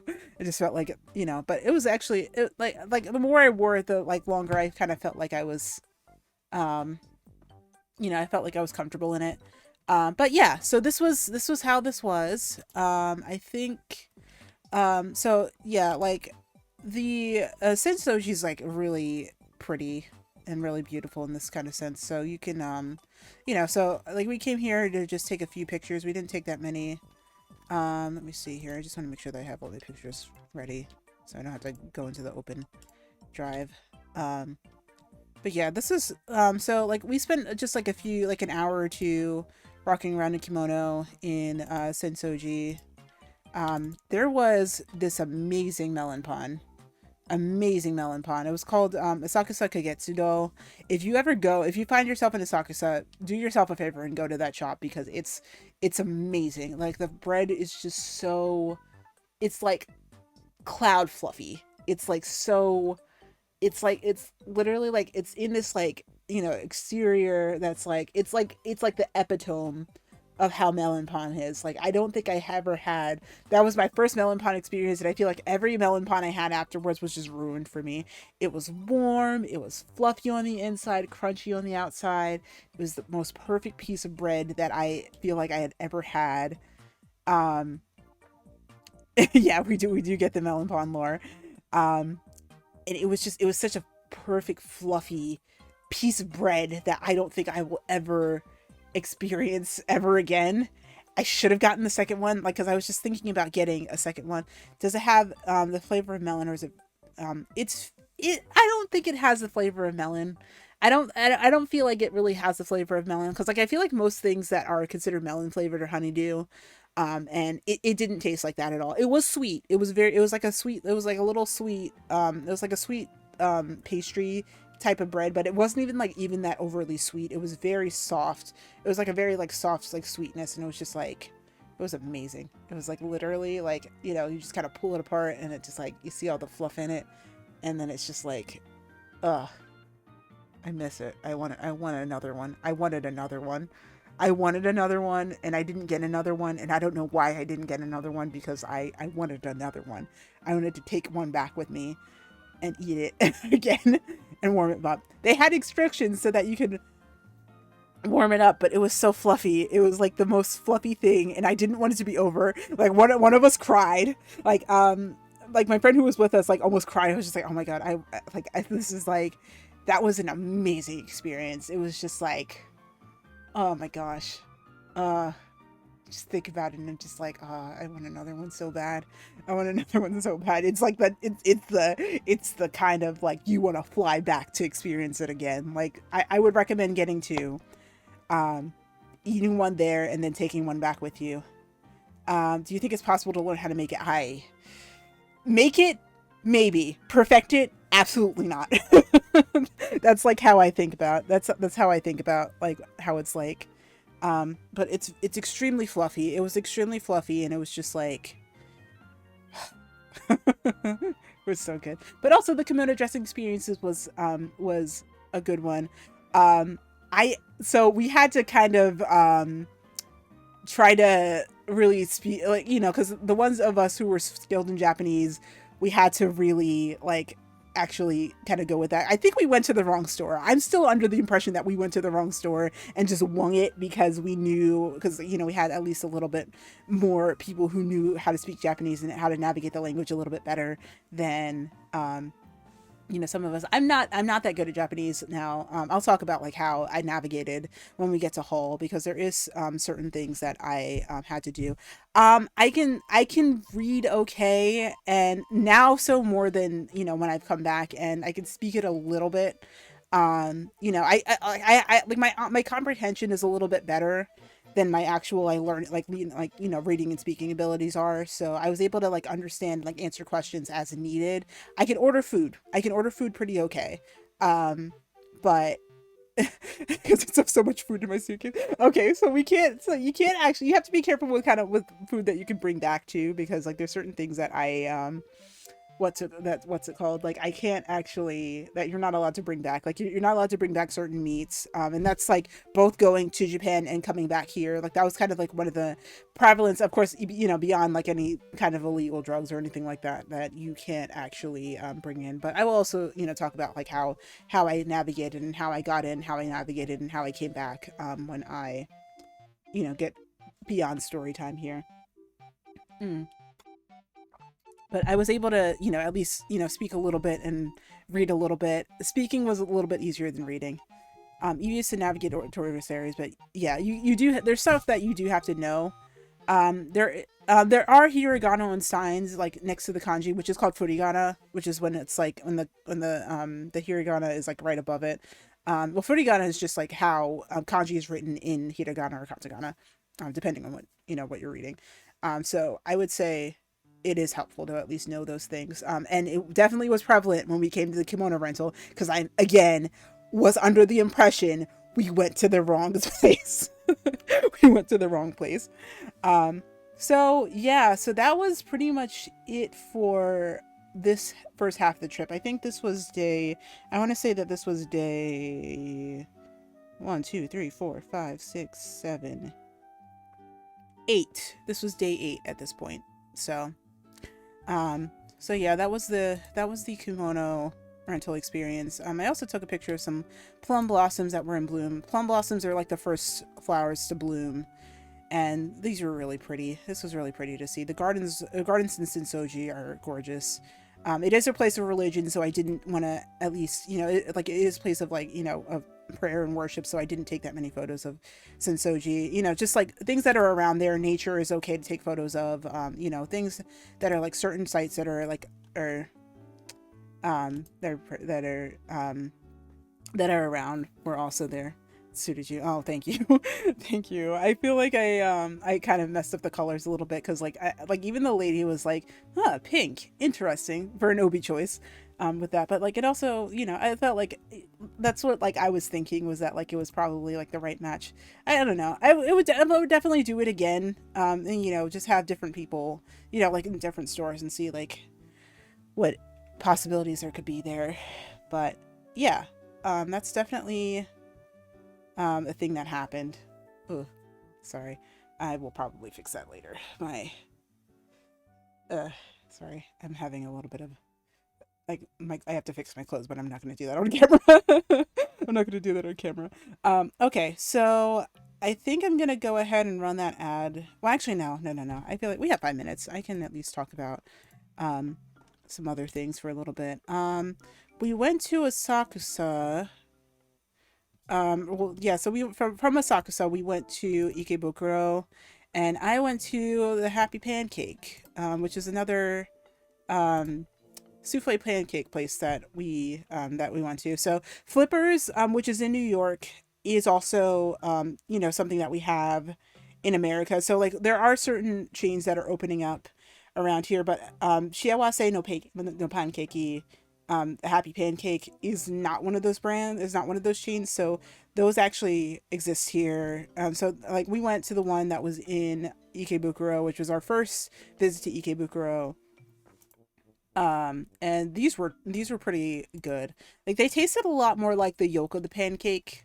Like they were a lot darker in color than what the souffle pancakes that I had at Flippers here were. This was the seasonal fruit pancake, so it had a lot of my favorite fruits on it: strawberries, bananas, kiwi. There's a lot of kiwi in Japan, which is great because I love kiwi. Um, and I think there were also oranges and grapefruit on here, which was very interesting. I didn't figure that I would have grapefruit. I had a grapefruit drink, but I ended up drinking all of it, as you can see in the picture there. Um, but yeah. Oh my gosh, yeah, no. I did eat breakfast, but I should eat lunch. I probably eat like lunch dinner after this. Well, actually, the funny thing is, I woke up at like noon, and I was just like, oh my gosh, I'm still kind of like having the effects of just jet lag and all of that, but I think after this I'll be pretty tired, be pretty tuckered out, so I can. But yeah, it was really tasty. It was really tasty. It was nice and refreshing to eat. Mm. And we did have yakiniku before it, so this was like a nice light dessert ish kind of thing to eat afterwards. Um, but it's funny because like actually pancakes are considered a dessert food in Japan, whereas America we kind of eat them for breakfast. I feel like that was kind of one of the bigger things that I notice is that like you know that a lot of the foods that are around for Japan are actually considered um you know that are considered like dessert foods, which was a really little, nice little thing. So, yeah, we went to Ikebukuro. We kind of saw we saw a lot of things, but for the most part, I feel like the biggest thing after that, and I want to make sure I get this in the right order, was the Revue Starlight poster. The fact that I was going to see this within like a good couple of days was kind of just like crazy to think about. That I was like, oh my gosh, this is actually going to be something that really happens. That I feel like was kind of crazy to think about. Okay, so I think I am going to go ahead and do the break here. Not to be annoying, that please don't push off eating. Um, oh yeah, yeah, yeah. No, yeah, I'm probably gonna go get a snack. After this. Oh yeah, yeah, yeah. Yeah, I do try to at least kind of keep myself hydrated and at least do things like that. So I probably will go take this break, get a snack. I'm gonna just time it so that the timer. Well, actually, I could probably still take the break and then just let the timer run for ads. Mm. But I will go and get a snack. Um, but yeah, and I think so. Yeah, so that's pretty much what happened there. I think I'm gonna just go back to face cam before I go ahead and do the be right back. Um, and then when we get back, I will talk about Osaka and Kyoto, which is actually another food thing. A lot more food things that we did. So yeah, I'll cue that up. And I don't know if I can actually pull that up in my stories. Maybe I can, maybe I can't. Actually, I can probably also rely on my stories for this. Maybe not. I mean, this is all public, so I don't think that's really that big of a deal. Um,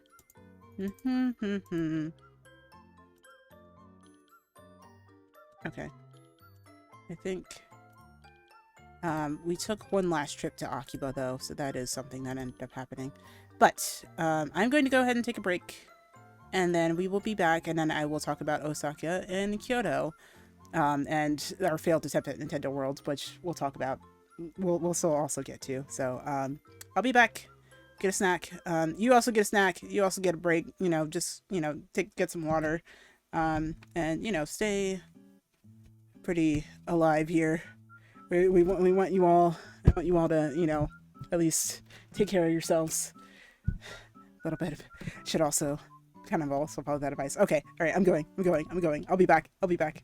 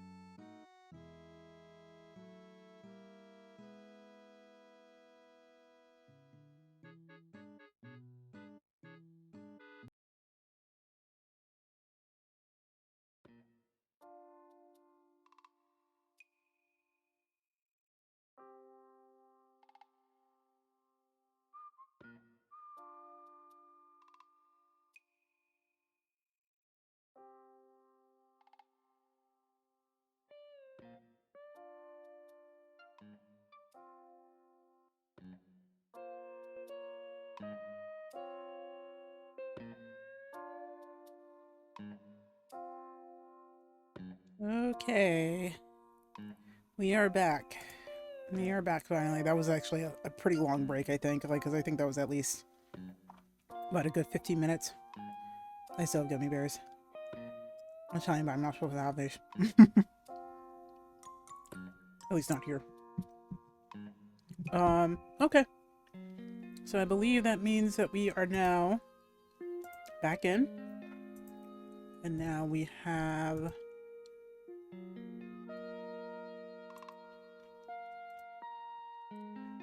beyond everything else. There was a weekend in between the time that we went to Asakusa and Ikebukuro. But after that, we essentially had one more grand little trip to Akihabara, the group's favorite place. And then we got on the Shinkansen, which I didn't take any pictures of, but there was a beautiful view of Mount Fuji. And we headed to Osaka. Let's see if I can get the picture up here.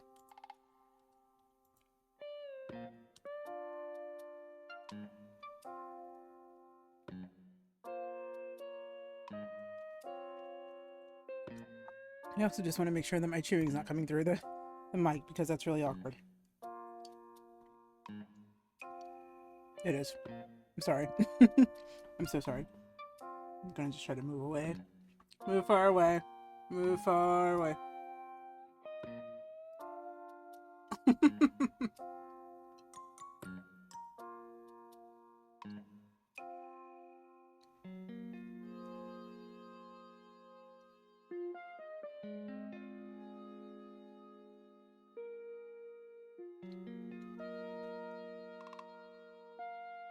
Dang it.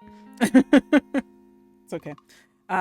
Anyway, there's a Hello Kitty train. You can't really see it, but there is a Hello Kitty train. So that's the Haruka line in Osaka.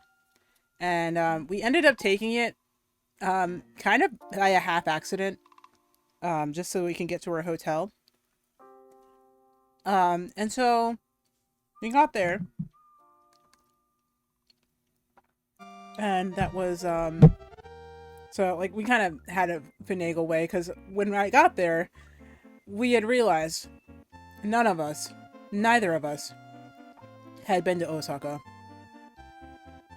So, like, we didn't know.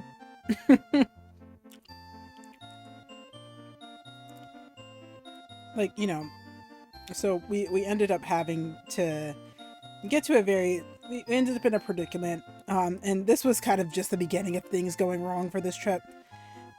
Because this specific leg of the trip was a little bit messy, because neither of us had been to Osaka before, neither of us knew how the Osaka loop worked, and we ended up having to find a really weird, finagled way to get to our hotel that actually wasn't as hard as it needed to be if we had found one specific piece of paper that told us exactly where we needed to go and where.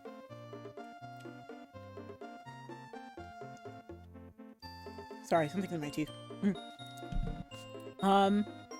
So we Google Maps our way there. I feel like Google Maps is kind of good for certain things, but maybe Osaka is not one of them. And that's okay. So we got there a little too late to do a couple of things. So when we got to Kyoto, when we got to Osaka, our goal was to do a couple of things. Our first day in Osaka was kind of like as we originally planned, it was kind of a little bit ridiculous. So we had tickets to Universal Studios Japan to go to Super Mario World. I will get to that in a second, because I had an entire reel on why that was a problem on Instagram. Let me see here.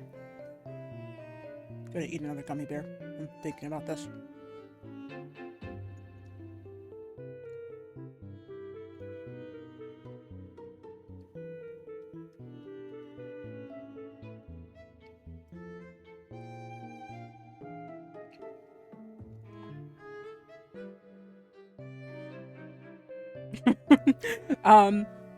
Okay, so what exactly happened So we got there too late to go to both the Nintendo store, to go to USJ, the Nintendo store, and then up to Kichi Kichi. If you guys are familiar with the BuzzFeed series Worth It, I think that was one of the places that they went.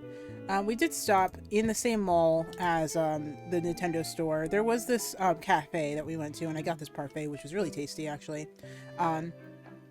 It was like an anmitsu parfait, so it had the water mochi at the bottom, and then red beans, and then a syrup. It came with a syrup on the side of red beans, and then like rice cakes, ice cream, and then a bunch of fruits. And a chestnut. That heart in the middle, that's a chestnut. I didn't know it was a chestnut until I bit into it, and I was just like, oh, that's a chestnut. Oh, tasty. And that was what ended up happening, because my travel partner was a little bit hungry, and I just wanted to make sure that we were both covered. So I had that, had some water, and then went to the Nintendo store, which is not this bag, but the bag behind it, because I went to both Nintendo stores. So that's what happened on the first day, is that we had to change our plans up because certain things were just not going to work out for us the way that we originally planned them. Now, luckily, about USJ, one more gummy bear and then I'll be done eating the gummy bears. About USJ, specifically the way that we really got lucky. I will say that we got really lucky, because how the ticketing for USJ worked was that if you bought a ticket for it, like it's kind of zoned out into certain price days. So if you have a ticket for, I want to say, sorry, there's a few pieces of work being done in my house, so I just want to make sure that those aren't being heard. So I want to say, if you use your ticket, if you buy your ticket for a day, like an A zoned day versus a B zoned day and a C zoned day, all the pricing for those tickets will be different. And basically you have a period of validity that you can use those tickets. So basically, like, we had it open for the day that we originally booked for the tickets to be, and we were able to, and we saw that we were on an A day, and that the next day that that the ticket was going to be valid was also an A day. So we were able to essentially change the day that we were going to be there, which was really helpful. Also, I'm going to eat this last gummy bear, because it was green, like the A day.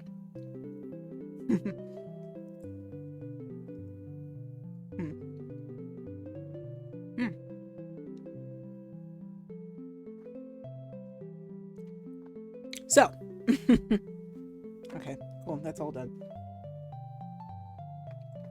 My snacks have all been eaten. I ate all my snacks.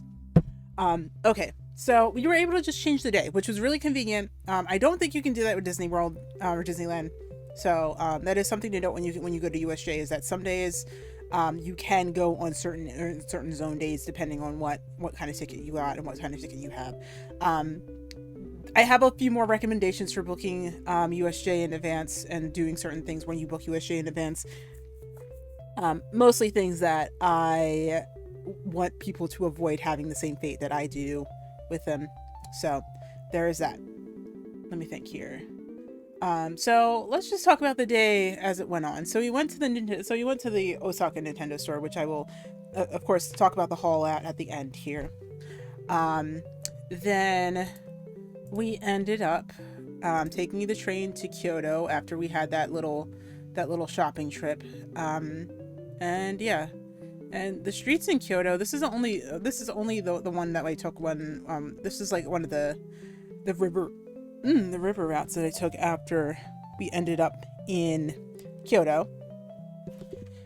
And yeah, so like Kyoto's really pretty. I wish we spent more time in Kyoto actually. Like I feel like we probably should have had a home base of Kyoto and then gone to Osaka otherwise. Like I feel like that probably would have been a lot better of an experience on my end of things, on all of our ends of things, because Osaka was rough. Not even gonna pretend that it wasn't rough. Um, but yeah. So yeah, this ended up happening. It was really nice. It was like a nice little area that we ended up going to. And then we ended up going to Kichi Kichi, which is it's a little famous, it's kind of become a little bit famous of an omurice shop.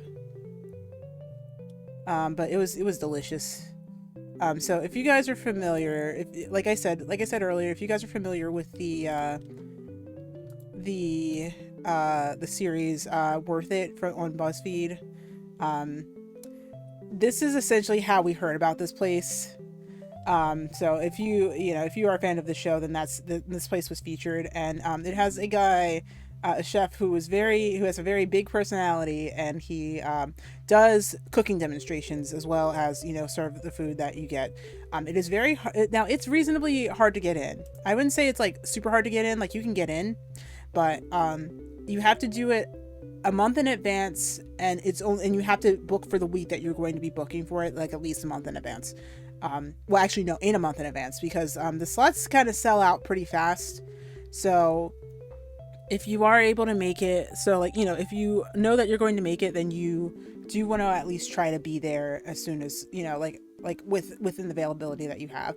Now there are ways to attend Kichi Kichi without having a reservation. However, you are going to be waiting in a standby line, and if you want to be in that standby line, then you probably would be waiting like a good portion of your day in that line. So just make sure that you I would say maybe having the I would say maybe having the reservation in advance would be a recommendation that I would give. Now, I would say that it's also important to I would say it's also important. It's also important to note that when I got there, they took our order right away. They had one girl who spoke English pretty fluently. Like I think she probably had studied overseas. I didn't get to ask her like how she learned English, but yeah. So we went, and we we went. She took our order right away, and then when we got in and we got seated, is when we had the experience. And then like when the dining experience started, it was great. Again, like I said, like it made me really want to like stay in Kyoto a little bit more. Like the area was gorgeous, like everything else was like really pretty, and I just feel like we didn't spend as much time as we really should have. Again, I'm gonna say should have in Kyoto. So yeah, I would probably say like maybe like carve out some days for Kyoto. Honestly, like I really feel like that was like a good experience that I feel like that I probably feel like I missed out on. But Kichi Kichi was really good. Everything was really yummy. We had both the omurice, which I think I showed. Did I show the omurice? No. If I didn't show the omurice, here it is.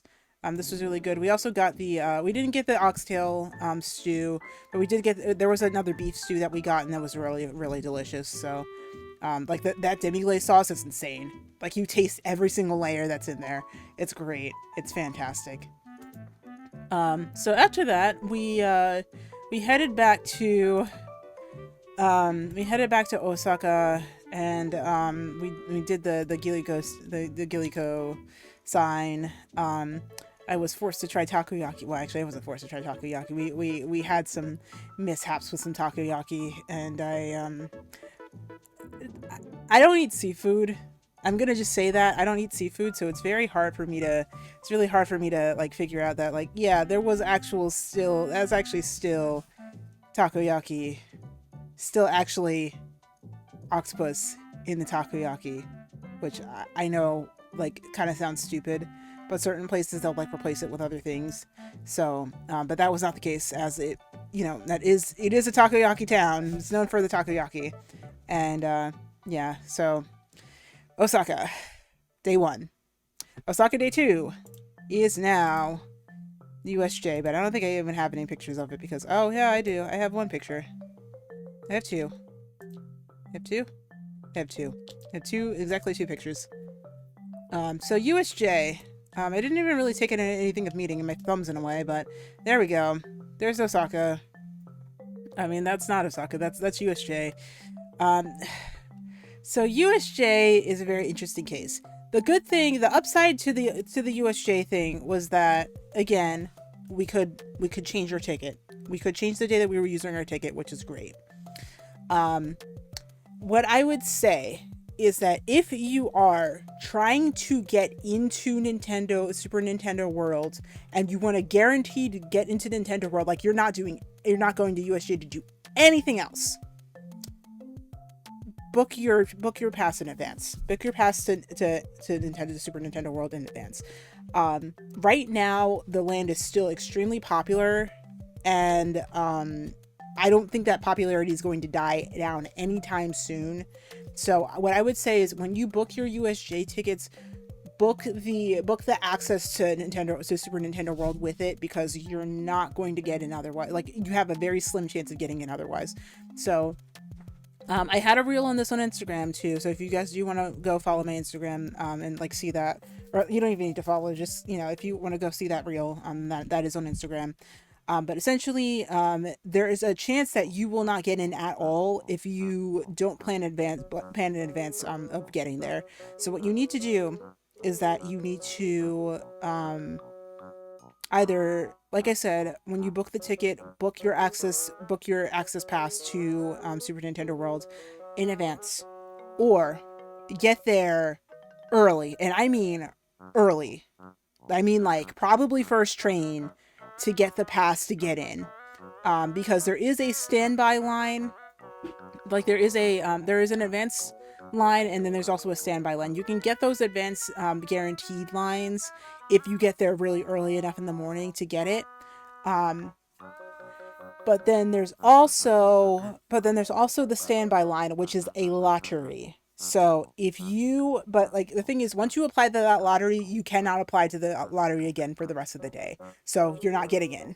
Then, you know, so you'll probably go home disappointed if you don't actually have it. Also, get the app. Get the app for USJ, get the app for Disneyland. Just make sure you have them, because there's certain things that you can't do at these parks if you don't actually have the app. And so that's just kind of my piece of advice for that. Yeah, it was a pretty big letdown. I mean, we did get the snack. We did get to go to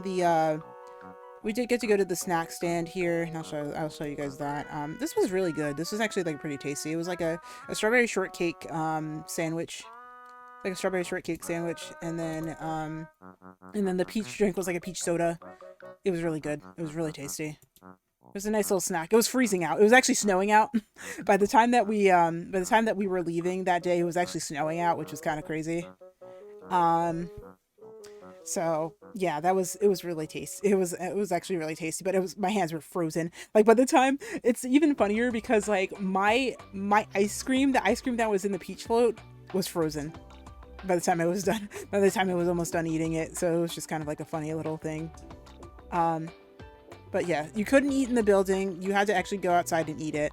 But so just, you know, kind of keep that in mind. Staff was really nice though. Staff was like it was, you know, like a good part of it was like the one good part of the experience. Otherwise, yeah, I'm not really big on the lottery thing. It was kind of like a big mess there. So, so we went home from Osaka, or we went back to Tokyo from Osaka, feeling a little bit disappointed. And then we're going to get into Disney Sea, which is something we did pretty much like when we came back to. So we pretty much had 2 back-to-back days of doing parks. However, I didn't think about like what was in this. But however, I got to sleep on a futon, which I've never actually done. I'm glad that I actually got to experience this, because this was actually like one of the experiences that I really wanted to experience in Japan, and that I couldn't because of I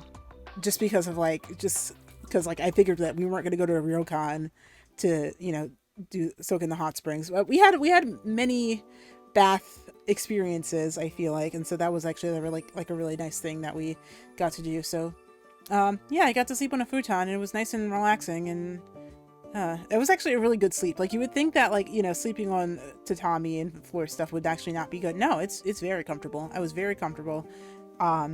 And yeah, I think that was like it was a good experience. So this was actually like, this was in the Sheraton we got one of the Japanese style rooms in the Sheraton of the Sheraton of the Tokyo Disney Resort lands, which is really quite funny. Amazing views there. Let me see here.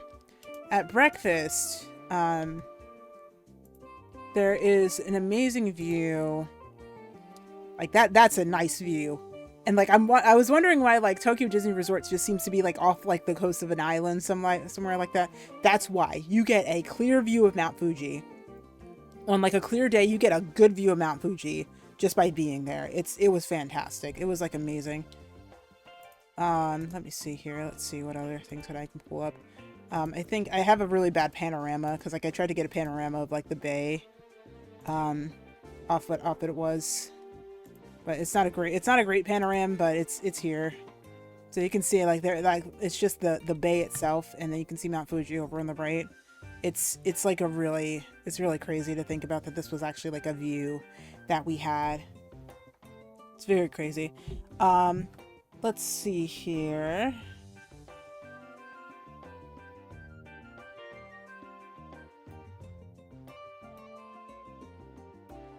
Sorry, yep. Okay, and so we got all of this, and so yeah, that all happened. It's kind of crazy to think about. Sorry for the filler. I think, and then breakfast was really quite nice actually. So like there's all these pastries. There was a Sheraton manju, which was like hilarious.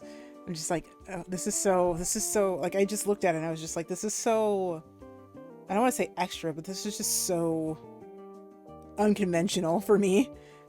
Thinking, and like, by the way, I know it doesn't seem like much, but it seems like a lot of the Western brand hotels, like you know, like your Sheratons, your Westins, your what's it called?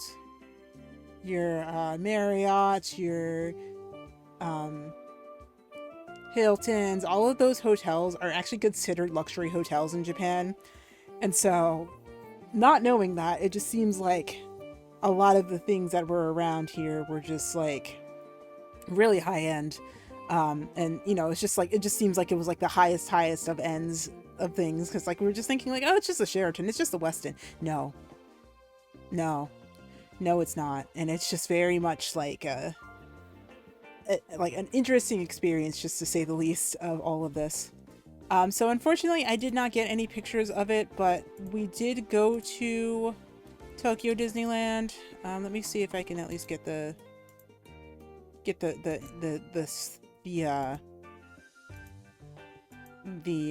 story of it I had on Instagram. Let's see here. Yeah. So, this is what it was like. Like, well, okay, so the funny thing is, like, most of the shows and the shows and parades and stuff like that are actually happen on the giant bay that's in the middle of the park. And so, you know, they'll kind of come out on boats and stuff like that, and then that will kind of be the show. That'll be the show. So there is an event that was happening for Valentine's Day, which is called Minnie, We Love You. And it's all about like how Mickey gets everyone together to surprise Minnie for Valentine's Day and shows everyone how much we love her. And so that's kind of like a whole thing. There's a whole dance to it and everything like that. So it's a really great little piece for that. So yeah, so that was pretty much Disney Sea. I pretty much, like, I showed up late. I saw Believe Sea of Dreams is a good show. Not as good as Fantasmic, I would say. That's just kind of like how I feel about it. It's good. It's like a nice little like ocean cruise kind of thing. It feels like that. It's a good nighttime spectacular. Still better than fireworks, I would say. But I feel like compare like I feel like it's just kind of something that like you might compare to like it feels very Phantasmic like, but it's very mellowed out compared to Phantasmic, I would feel like. At least in terms of the overall vibe of it. Um, let's see here. But yeah, like I feel like Phantasmic is just very hype. Like it starts at the top and it just kind of keeps delivering until like it just like reaches its end, and it's just very much like I feel like um Believe Sea of Dreams kind of goes like that. Kind of like has its ups and downs and it goes like that. And that's fine. I feel like it's like, it's a good show for what it is. Like we were saying, it feels like it would be a good Epcot show if it were, if it were ever brought to that park. That it would be a really good Epcot show if it were brought to that park. But yeah, it was pretty, it was pretty good. I feel like I still didn't feel like I experienced that much of Disney Sea, but I was kind of all parked out at that point that I didn't really like think about it too hard. I did ride a lot of the thrill rides, like the Indiana Jones ride that's there. There are single rider lines. That is important to note that there are certain rides that are single rider, and that are available for that, and that have a lot of items in regard that have a lot of things in regards to how those like how like certain things like with the Disney with how the Disney parks work. So there are single rider lines for certain rides. I wouldn't say all of them. There are certain ones where you can't really, or you're not going to be able to do certain single rider lines. Unfortunately, like Soarin' and a couple of other rides. But if you don't feel like, if you feel like it's if like the line's kind of too long, because the lines are really long at Disney, at Tokyo Disney, like, because I feel like in Japan it's pretty customary that like if something's good, then you don't have to mind waiting for it, because it's very, because it'll be that six, like it'll kind of be that kind of that kind of energy. So um let's see, was there anything else really I had to say in regards to that? Like that was kind of true at USJ, that was true at Disney, that was true at like just random food stores that we passed by. Like I feel like the culture really is like about, you know, good things are worth waiting for. So like that's like done in a very literal sense. So yeah, so that's pretty much how that went. Let's see here. Let's see. So we, and then, so Disney Sea is where we figured out that the fireworks were not worth staying for, because actually what ends up happening is that the fireworks show is actually constant between both parks. So it's actually done in between the area of both parks. And so like the amount of room that they have backstage actually affects as much, like pretty they have a really small space that they can actually do fireworks. So it's really not even, I would say it's really not even worth staying, because it's like done at the end of the night, and most people are leaving anyway because they have to go catch the train home. So I would say like probably, I would say just skip fireworks and just get back on the train back to wherever you're staying, unless you're staying at the Disney hotel, in which case you can probably do the fireworks. Um, but yeah, so that's what I would say about that. But Disney Sea was a nice experience, especially because it's so different than any of the other parks. There is going to be an expansion that comes in 2024, so if you are probably planning a Japan trip or a Tokyo Disneyland trip, I would probably say do it then. I'd probably say like spring of 2024 is probably going to be the better opportunity to do that. Um, so yeah, Disney Sea. We're getting close to the end, guys. We are getting close to the end, because I know it's very much later than it was than I originally planned for this to go. Um, okay. Let's see here, because I think I'm moving on to other things here. Okay, so then let's fast forward to my birthday, where I didn't really do much because I was already doing so much here. I just wanted to relax that day, so for the most part, um, it was just kind of doing our last move to our last accommodation.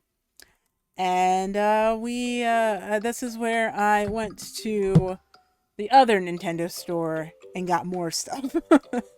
That was pretty much like my whole thing for that day. Was just, kind of doing certain things that we hadn't done yet, and then going to the Nintendo store in Tokyo instead. So yeah, so they have all these standees. There's more. There's one. There's not one. Just one for Splatoon. There's one with Mario. There's one with Link. There's one with I think Isabelle, or no, I think it's Tom Nook. I think it's Tom Nook. They have all these statues here, um, of the different series and stuff like that. This was just the Splatoon one, but there's one for, yeah, like I said, there's like one for a lot of different series, and yeah, so it was like really cool to see these in person. There's also, like I was showing before, the 8-bit Mario, which is like right outside of the mall. Uh, yeah, here. And so, like, this is a 8-bit Mario statue. It's lit at the bottom, and it's really, it's really nice, and I think it's like a really cool little thing here. But yeah, well, I mean, it's really nice because like they actually played Nintendo music in the store. Energy Rainbow was coming on. I was about to jam out, but I couldn't do it. I had to suppress it. I had to suppress it so much. I had to hold it in. I couldn't just like dance along and everything like that. Like I had to hold it in because I was in public. I couldn't do that. Um, there's also the Pokemon Center. This is also true for Osaka too. Is that like it's pretty much run exactly the same way. Like they'll be playing music in the background. Then there's also usually a Pokemon Center that's like right next to it. So all of those things are together. Um, so yeah, so that ended up being a really exciting little bit that we ended up doing. Let's see here. Um, am I still okay? I just want to make sure I'm in the right scene. Bum. And then I took a bit of a solo trip since I was pretty confident at this point. With a friend, with a friend who moved to Japan recently, to the ramen museum in Yokohama, to the Cup Noodles Museum in Yokohama, and this was just a couple of photos from that. You can see like it actually like kind of starts off with like the ones that um were the earliest products of Nissan, or is it Nissan? Yeah, it's Nissan, right? Should know it. The Nissan Cup Noodles. Yeah, it's Nissan. Um, to all the products that they have now and all the products that they sell now. The funny thing is, they don't sell chili tomato here. Like they don't like they like we have a curry version. We have an American or in English speaking curry version, but we don't have chili tomato, which is very interesting to me. I just think that that's like a really interesting one. Is that like we don't have the chili cup? Like chili tomato cup is only available in Japan. Um, and I tried to look for it when I came back, but it was actually not available. Something that I could find and that was available. So I just found that to be a little bit interesting. Um, but yeah, so that's the Cup Noodles Museum. There's one more photo I have of the sculpture that they have in there. Yeah, yeah. It's like noodles, just everywhere. It's like it was supposed to be like a piece on perspective on the fact that like things can look different from just a different perspective. So you're supposed to kind of like walk around it and just see like all of the ways that the noodles fly out everywhere. So that was the whole deal with that. So that was really good. That was really cool. This was like the way that it was presented. I feel like is like a really interesting thing. There was like so many things I learned about cup noodles. It's like apparently what they did was they used to deep fry them first. They would deep fry them like in the really early days just so that all the moisture would get out of them. And then in the really early days they would do this, and then it would yeah, so you would so like they'd be able to like expand it with water, and then it goes through the water, and then it just like expands, and then you'd be able to like it'd be able to be cooked that way. And that was like kind of like the really early ways of being able to make ramen in the earlier days. And then it just kind of expanded. The reason why it's in the cup is actually because of us in America. So yeah, so that was like kind of the whole thing, was that it was originally supposed to be like a home dish for families, but then it became what it is today via so many things like that, and like putting it in cups, like it's like yeah, but like yeah, it was just, it's a really interesting museum to think about all the Nissan stuff. Now unfortunately I didn't get to make my own ramen. That was sold out. That's also something that a lot of things that you need to do, you need to get there early, you need to line up, you need to be able to like be willing to wait in line to experience them. We're getting very close to the end. We are getting very close to the end. Let's see here. My goodness, we've already been live for 3 hours. Woo. Let's see here. Then I took the legendary trip to Takeshita Street to do the fashion shopping. There's a Manmaru. There's a Manmaru balloon thing. If you guys watch Love Live Superstar, you guys know this owl. This owl is now immortalized in my phone of the what's it called, which is just kind of funny. I just think that like that they just kind of they made the balloons thing and it's there. So yeah, Takeshita Street is very interesting. It does have a lot of accessories and stuff. And we went into Bodyline. Bodyline was an interesting experience, actually. Bodyline was like, actually like they were giving effort to actually, try to sell stuff, which was very interesting. Like, I don't think like any of the other stores that we've been in, were actually like very like geared towards customer service, like being there, like, hey, do you want to buy this? Are you have any need for this? And like, that was actually like a really interesting one. I think, there's a couple of things. There's like a couple of things that we kind of had to just like kind of keep going. We meant to go back to them, but we didn't. We couldn't. There was like no way. Let me think here. I did go into La Forêt, which was like the Grail. Oh wait, before I talk about La Forêt, we went and we got the Toady Candy Factory. What's it called? I was actually wearing Lolita this day. You can probably see like a little bit of my coordinate at the bottom there, but I didn't actually get to post what I wore. Maybe I'll do like a little funny, like, not funny, but like a little what's it called?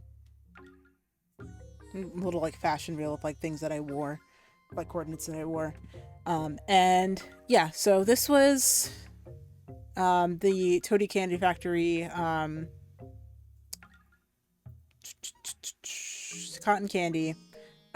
I didn't get the I know there was like the big rainbow run. I didn't end up getting the big rainbow one because I didn't think I was going to be able to finish it. I somehow finished all of this, and it was just too big to carry outside and just try to do anywhere else. So we just kind of stood to the side, ate it, and then kept going across the way. That's after we went into Bodyline, and then just kind of checked out a couple of other areas. Of course, a lot of things I couldn't really fit because, like, they were kind of made for Japanese sizes, and Japanese people, on average, are pretty, like, shorter and stuff other than that, so it probably just wasn't really best for me to do that. I also went in Shibuya 109. That was also on the same day that we went to the Tokyo Nintendo store. So, that was something I was thinking about. That's something else I remembered. So we did go to a lot of the fashion stuff. The fashion stuff was definitely in the latter half of the trip. So that was definitely something where, we kind of considered. Sorry, I don't know where I was going with that sentence. But yeah, so we did do a lot of that shopping too, other than character goods, which I again bought a lot of Nintendo ones of. But La Ferrette was a very interesting experience. I do have one thing that I bought from here.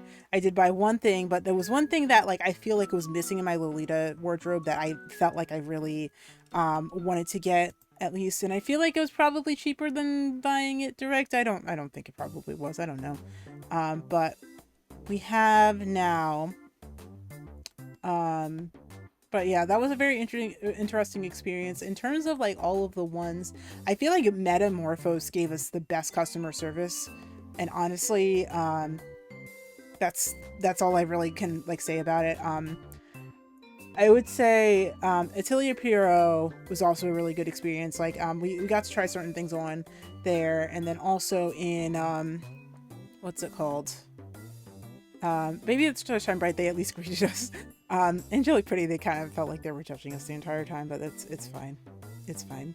I don't know. I don't think that was actually the case or not, but I'm sure it's just like, you know, like Meta was like very, very attentive to us and was just like, hey, like this is a new collection. These are the samples of all the new collections. I didn't know you could go and see the samples of like the new prints. I didn't know that was actually something that you could do, but yeah, apparently you can do it.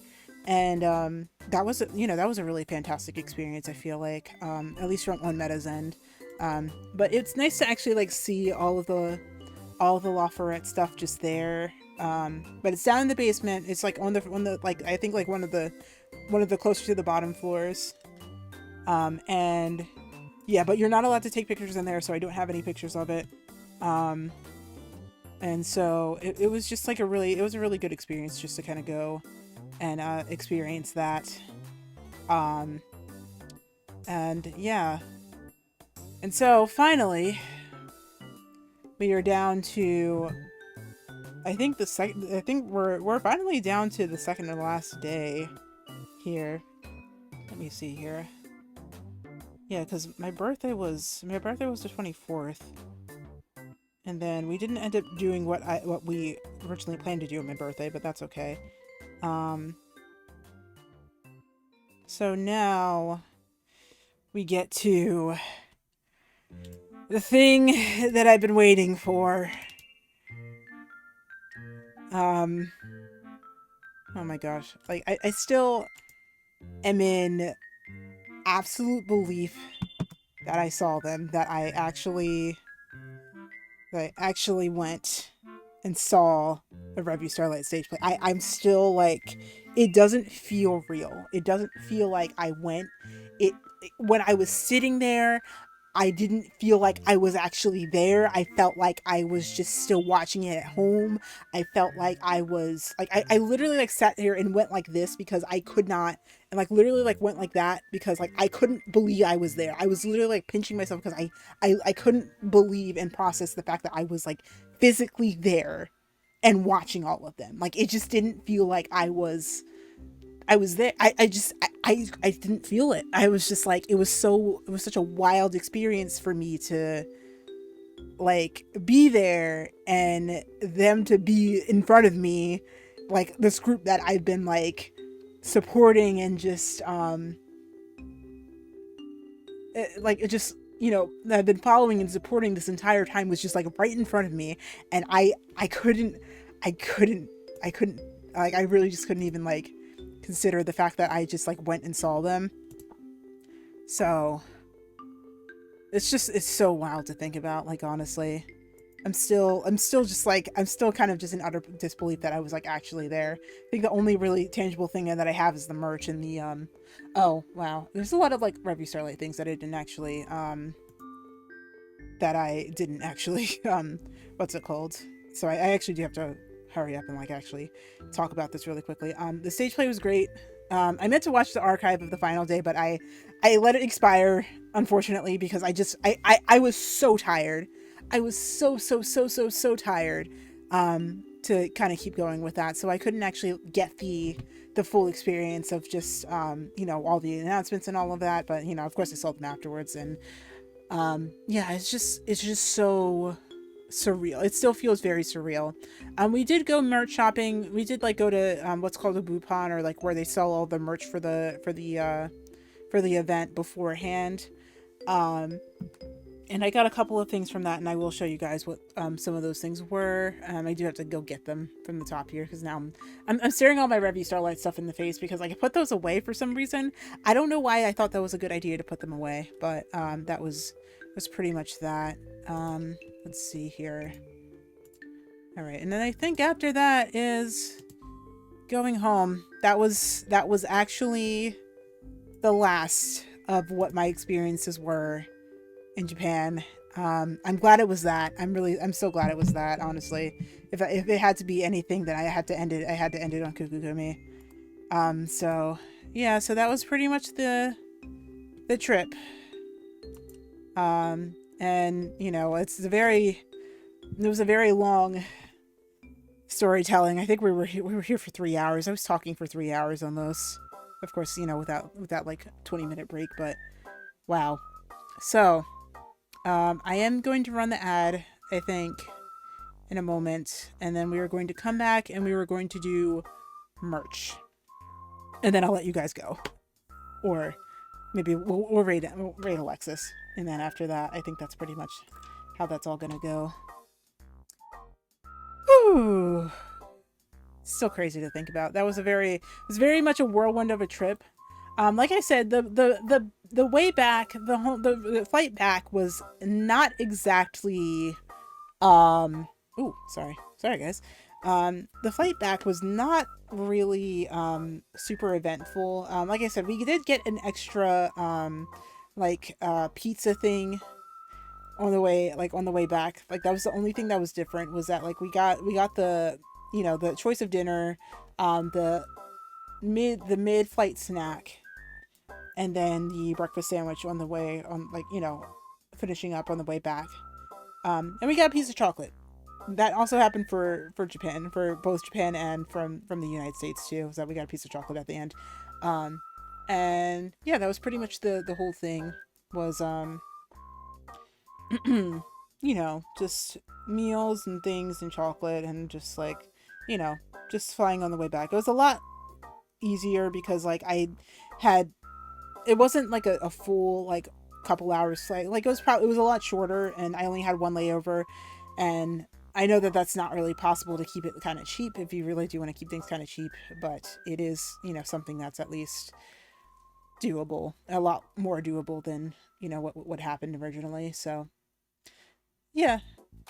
So yeah, that was, you know, that was it. I feel like overall, I am going to say for the end of here, and before I give my advice, that it's really just a good thing. At least once, I feel like you should go overseas and experience, you know, just like another culture, whether you admire that culture, or it's just something like an area that you want to see. Like, I feel like if you go someplace and immerse yourself in a culture and, you know, experience life outside of your own country, it's really worth the amount of time and effort that it does take to just do it. Like, I would say just do it once, take the trip. If you have a trip, take the trip. And like, that's all I really have to say on that. Okay, so I'm going to gather up the last of my merch, and then I will be right back with the haul and my advice of what kind of things you should bring with you specifically to Japan. Okay, we'll be right back.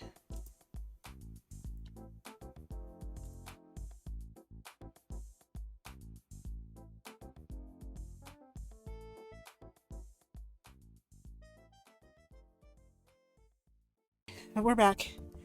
So a couple of things other than your usual luggage that you're going to want to bring in the off chance that you go to Japan. So there's a couple of things that I wanted to just at least talk about in regards to just items that would be good to bring. One of these things that I did actually end up bringing, and I actually brought like 2 of them, but I don't have either of them on hand right now because I just didn't bring them that way. So one thing that you are going to need, and this is actually like part of the haul, but one of the things that I ended up buying, or, you know, winning out of a gashapon machine, like a little capsule toy machine, is an eco bag. I had this VNHA one because, like, I saw this one actually just as we were about to leave in the the what's it called, like in the airport. And then I got this and I won it. But yeah, having a foldable bag, or just a bag that you can put in your in the rest of your stuff, and just you know, get all of that, that's probably a good thing to have. I feel like I'm kind of competing with myself here with the music. um and if you do have this, it'll be really helpful for kombinis, for just things where they ask you if you need a bag. So if you do end up going to a convenience store in Japan, which I do recommend actually, even though it's like it might be a little bit daunting because you do have to talk to somebody to check out. Sometimes, well, actually, sometimes they have self registration or self checkout too. But they'll ask you, do you need a bag, Fukuro irimasu ka, or anything like that? Then you know, they'll sometimes they'll just point to the bag. It'll either be hanging up. They'll point to it on like a piece of paper that they have. If you have one on hand, they will pack the bag that you give them. They'll pack the stuff in the bag that you give them with your bag. So yeah. But like you can tell them that you have one. You can like show it to them, like unfold it and make sure that they see it, and then they'll probably also give that to you. So then the next thing that you're going to want, I would definitely recommend getting an IC card, or basically like one of these passes. This is the Welcome Suica. I don't know if okay, it does actually show the right way, but this is the Welcome Suica. This is a tourist um card. So essentially, like, it tells you all the information on the back there. I don't know if I'm like really gonna show that to you. I'm gonna also cover that up because I don't think. Oh nope, never mind. Well, it's expired. Well, actually, no, you guys can't actually see the card. But basically, um, what's it called? Like, you actually, so this will only last you. This is specifically a tourist card, so basically, this will only last you at least the 28 days. And I was going to be there for less than 28 days, so it's totally fine. But this is the Welcome Suica, and it's essentially an IC card specifically for foreigners who visit and are tourists who are visiting. So you can get this. You can also get a regular Suica card. There's also like a couple of other IC card brands that are out there. There's Ikoka. There's a couple of them. Pasmo also has a tourist card just like this one.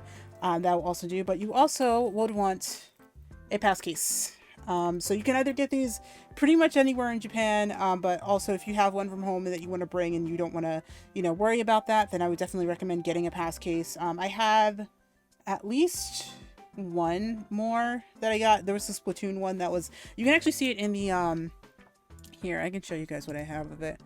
You can actually see it in the Tokyo Disneyland like intro photo here. This was the one that I was carrying around, but like the thing I kind of realized while I was carrying it around was that it started to kind of fray right at the connection point, so I decided just to not use it as often. So you can see it right here. It's this is actually also the pass case, and that was also something I was carrying around, but it like the connection part started to fray, and it's in one of my bags, so I'll show it to you guys when we get to it. That it was not gonna continue to work out for me for the rest of the trip, so I just decided to switch to this this one that I found at Super Potato in Akiba, and that is the like I ended up using this for the rest of the trip, which is the Sheikah Slate one, which makes sense because you gotta tap into things, the Sheikah Slate, and you do that in the game. Just thought that was kind of clever. Last thing that you're going to want is a hand towel. This is a Kirby Horoscope collection towel, and this was something that I was using pretty much throughout the entire trip. I think it's actually better if you view it that way. But yeah, so it's it has my sign on it. It's great. There's a Kirby for every single sign. I don't know how to. Hang on. Can you guys see that? I feel like that's probably better. But yeah, so there's one for every sign, and yeah, I got the Pisces one, and yeah, that's pretty much all of how this, you know, how that ended to work. But like a lot what I can say is a lot of another unfortunate thing about Japan is that a lot of the bathrooms do not have hand towels in them, like paper towels in them. So if you need to wipe your hands off, it's best to have one of these. It's best to have like a hand towel. So that's just kind of one of the things that I ended up learning. Um, so yeah, that's generally what I would say about that. So reusable bag, pass case, and a hand towel. Those are like a good like 3 things that you're going to need just to have in your bag. Just make sure that just make sure that you're all good with that. So now we're actually here for the stuff that you guys have been waiting for, which is the haul. So surprise, there's 2 bags. Haha. Okay, let me take some water here. And we're going to actually be opening up some blind boxes too, so this is a very exciting time for us. Alright, so let's see here. See what I have in my bag. So a lot of things I did cover on the reel that I made of like the stuff that I got in the Osaka Nintendo store. So we have a water bag. Maybe I'll be using this. I don't know. I probably won't though. But we have a Splatoon 3 water bag. This is like a water bottle that you can attach to it. It has a carabiner on it. It's great. And then I'm pretty much gonna just use it for that. Then it actually tells you like what things you can put in it, what things you can't do. Which is nice. It has like, it's all in Japanese, but like essentially, what I know is that I can't microwave it. Can I show that without it being, yeah. So like I can't microwave it, but like there's also a couple of other things. Oh, oven, where I just like, so called. So yeah, but it's like the ink tank in 3, so it's really cute for that reason. Let's see here. I'm gonna try to find the stuff from the Nintendo store first. There's some blind boxes, but I'm gonna probably put those away to just look at them later. See here. Is this from the Nintendo store? This is. So I have this pin set also. You guys can see that. So it has Isabelle, has Link, Isabelle, and the Villager from Animal Crossing. The Inkling from Splatoon, obviously, and Mario. So there you go. That's really nice. And then let's see here. I'm gonna keep going here. Oh, my favorite thing. Animal Crossing lunchbox. Little. Oh, it looks like it's a little washed out because of the thing. But yeah, there we go. Animal Crossing lunchbox, and it comes with. It's on the side too, and it also comes with a band. So that's actually really nice. So it also has a cutlery set. This is also the same art. Let's see if it'll actually focus in. Come on, you can do it. Yep, there we go. Animal Crossing, and it's the same thing. It's just about the same thing. It is actually a Sanrio collab.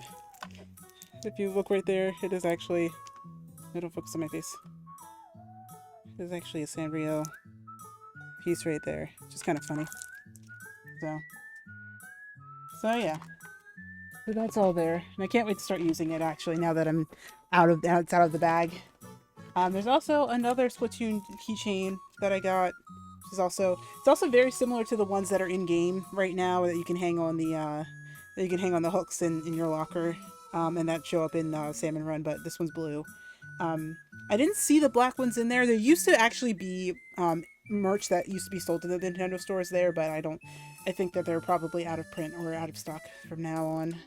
But yeah, but this one exists. It says Splatoon 3 on the back. So yeah, that also exists. A little fuzz on it though. Probably to close it. Okay. Let's see, what else? What else is from the store specifically? No, not that. Alright, there is this, Zelda Fairy keychain as well. That's also really nice. It's a really nice little pin. And, let's see here. Not that. A couple of other things. I know I bought a lot of things. I'm actually kind of just going to breeze through these because I've already shown them off. squid and octopus keychains, or not keychains, paper clips. These are really nice. I'm probably gonna end up using a lot of these. I don't know where I'm gonna use them, but I'm gonna use them. Let's see, let's see. There was some, what's it called? There was there was like a cookie tin that I bought back for my office or at work, but it actually got devoured completely. It's gone now, like they're all gone. And I should have gotten more of stacks for that, so that's kind of not a great thing, but oh well. Anyway, these are Korok hair ties. I don't know when I'm gonna wear these. I will probably wear these soon, probably for the finale. Because the finale Breath of the Wild is coming soon, or it's gonna have to come soon, because you know, Tears of the Kingdom is really, really close. A lot of things are really, really close. Let's see. Is that all the store stuff? I feel like that might have been all the store stuff. I think. Oh, no, no, no. Okay, so we do have one little food thing that we're going to try out here. We'll try that out probably closer to another time. Well, at least not another time, but a little bit later. So there's gummies here. And so these are lemon flavored and grape soda flavored. Lemon soda flavored and grape soda flavored. And they're pretty okay. We'll just go ahead and try one now. Because we can. Just to kind of do that so I can show you guys what they look like. So there are, there are gummy squids, but also gummy octopuses. Octopi. But yeah, you can see that it has a little face on it too. Hang on, let me do this. You guys can see that? Yep. So you guys can see the little octopus face. So this is lemon. Okay, see? I'm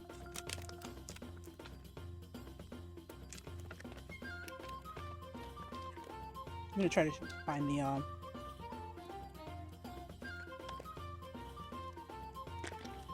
I'm pretty okay.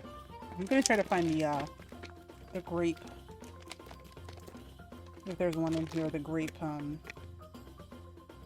squid, because there's a grape octopus here too. Grape octopus. Oh.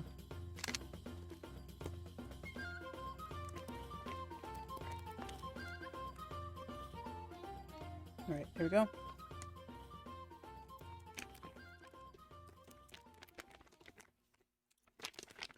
Okay, I found a grape octopus. I found a grape squid, but now I can't find the lemon squid. Oh no, there it is. There it is. It's also time to change music again. Oh my goodness.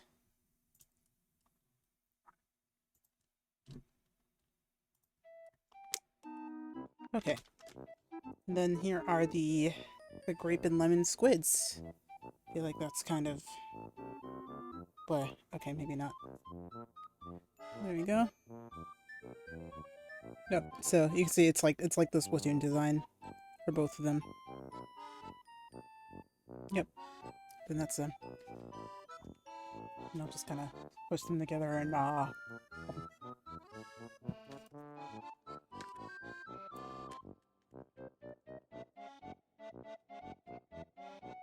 and that's up. Okay.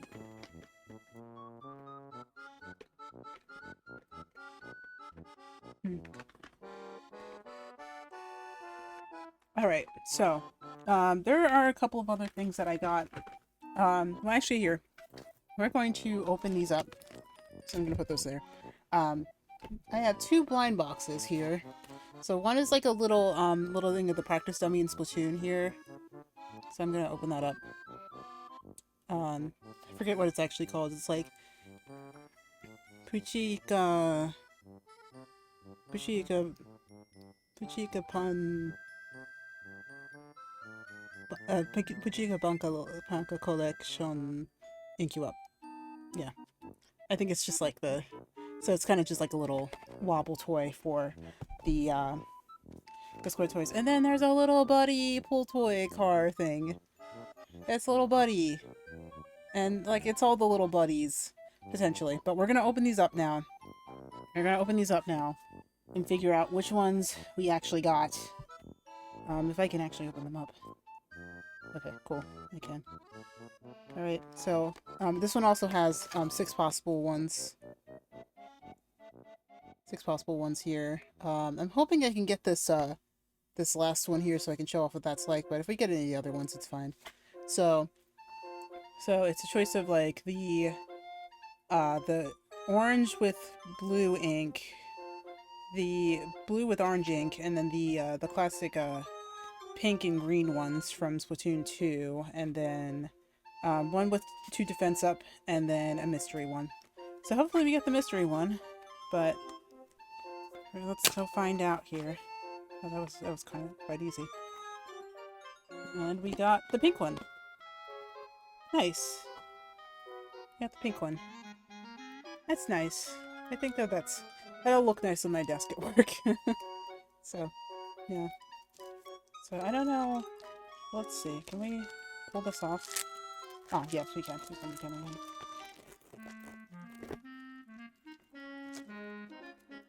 So, and also, like, if you get the one that you don't want, you can't return it, so just kind of keep that in mind. I don't know why. That was apparently, like, a thing that I had heard about. And so it's apparently, like, a bobble toy. So it, like, wobbles around like that. It's, like, bottom heavy, and then it wobbles around like that. There we go. So, hello. Hi. Hello. How are you? So, yeah, so that's cute. So it's, like, what it is. So...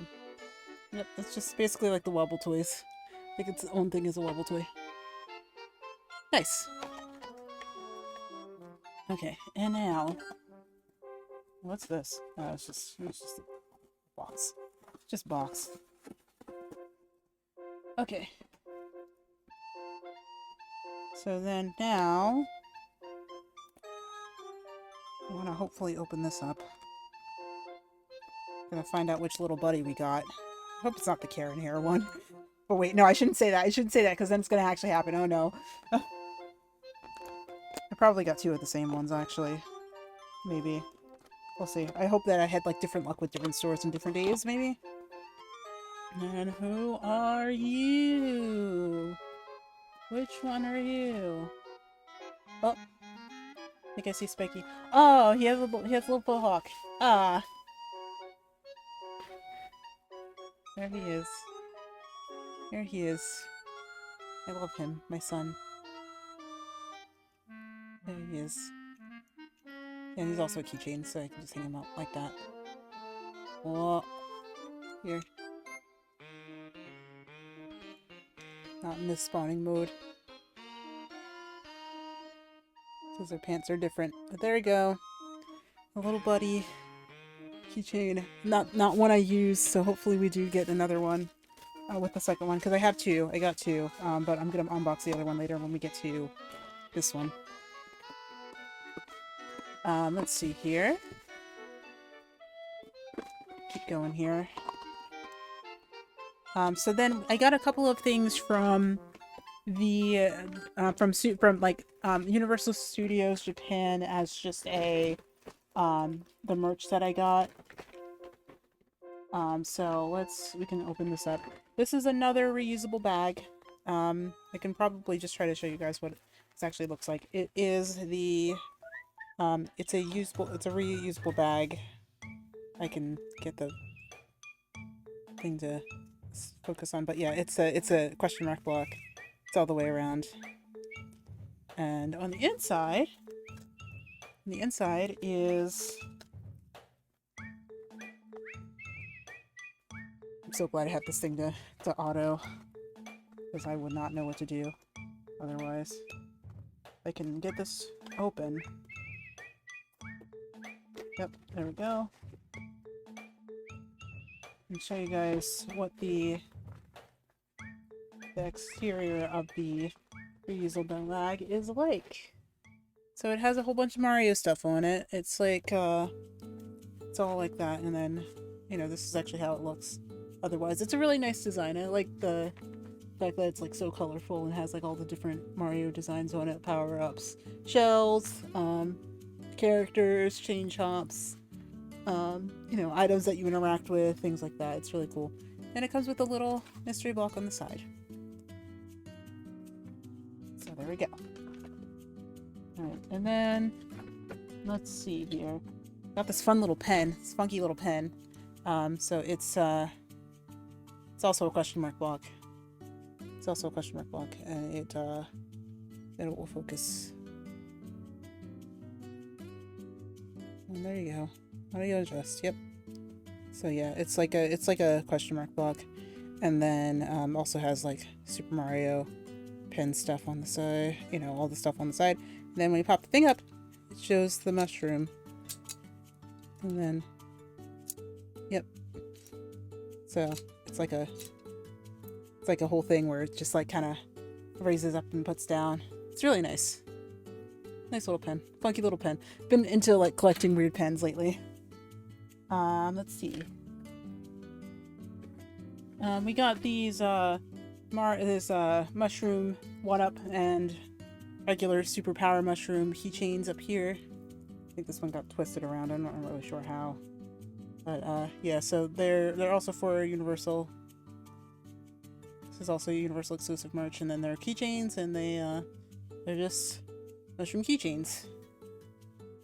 But they're nice. Okay. Let's see. So there's this entire series that's called like Who's Cap? And I don't think I put my pass case in here, even though I looked at it and I thought I grabbed it, and maybe I didn't grab it. Alright, if it does come up, then I will show the Who's Cap case. Maybe it's in here, maybe I just didn't look for it.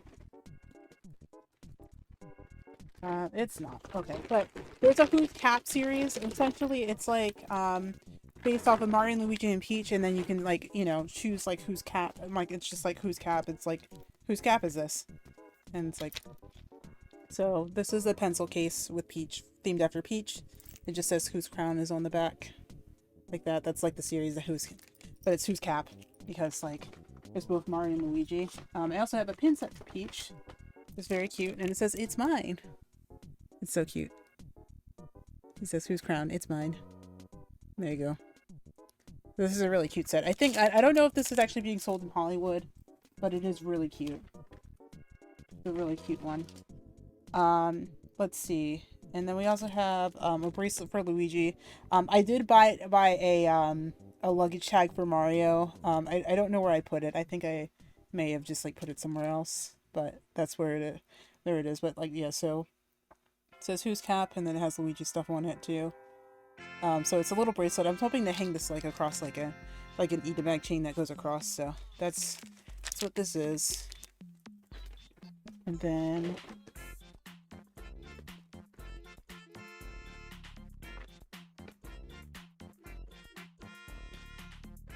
let's see here.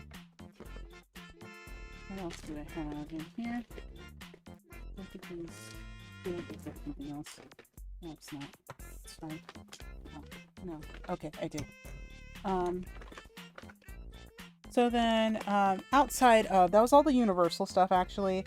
Outside of Universal, there was, in the, I think in Shin Osaka, there was actually a pop-up shop for Kirby, and I got a really cute little keychain or little pin for Kirby, and he's leading everyone, and he's leading the Waddle Dees along. It's very adorable. I saw it and I almost cried, and so like I had to get them that way. So yeah, so that's another thing we got.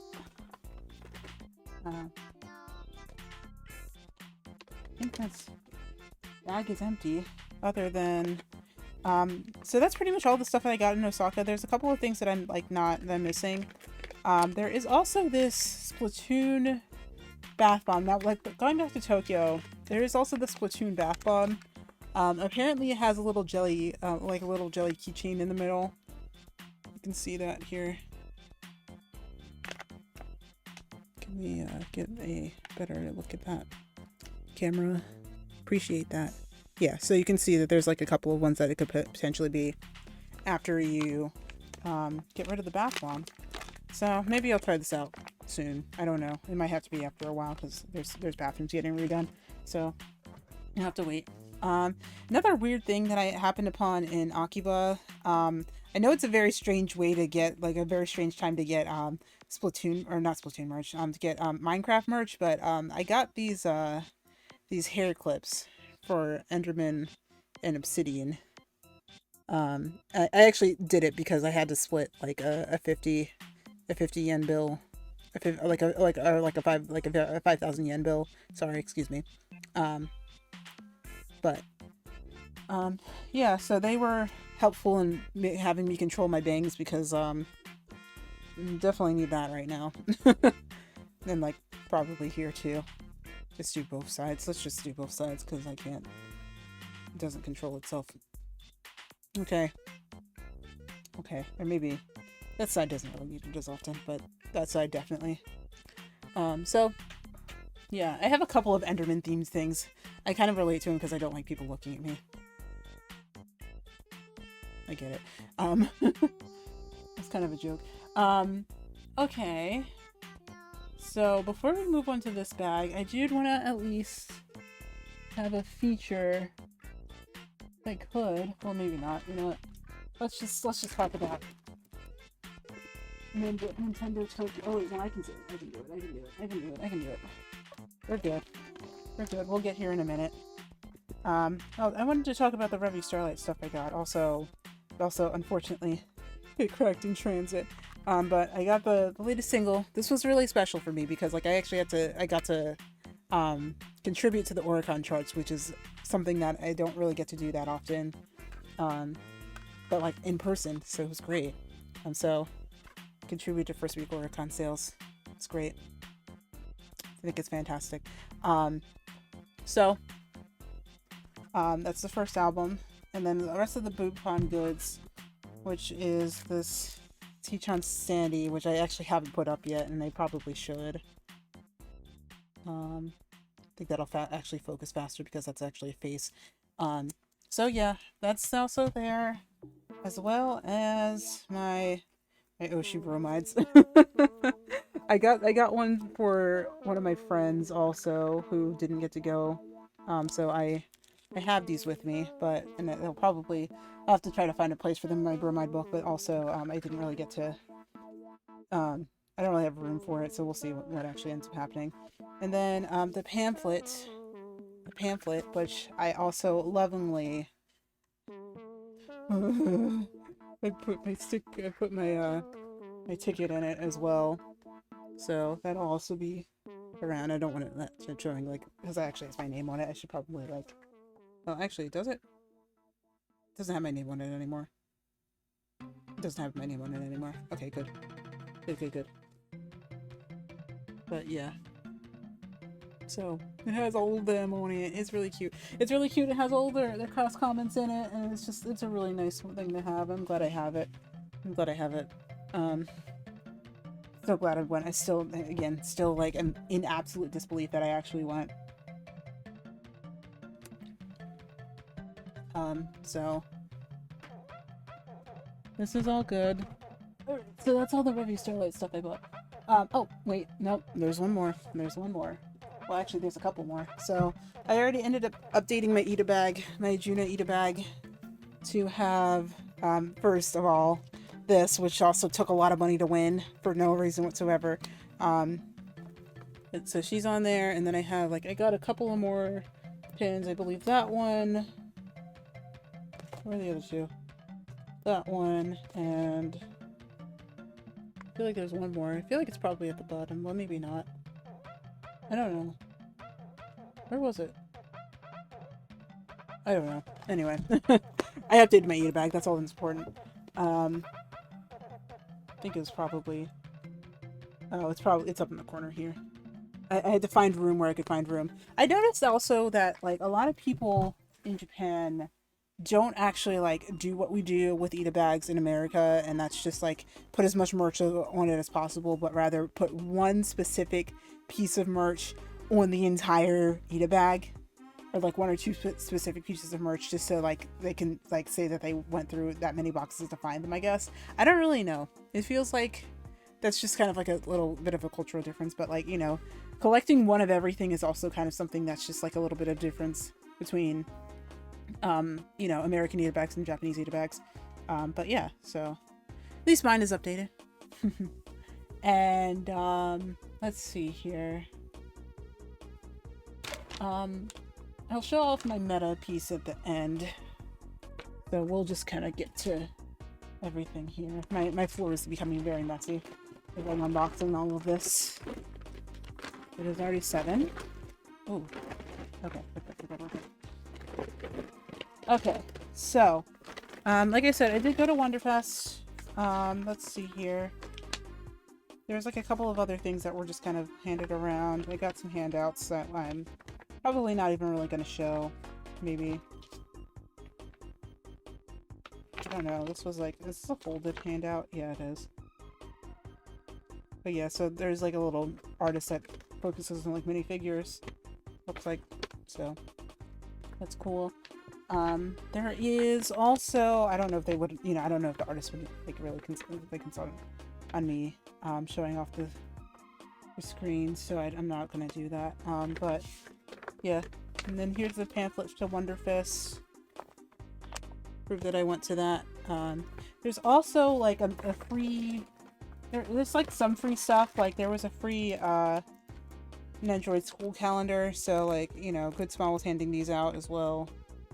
And it has Miku on it. It'll focus. Come on. Yep, there we go. Has Snow Miku on it. And yeah, so that's for Good Smile.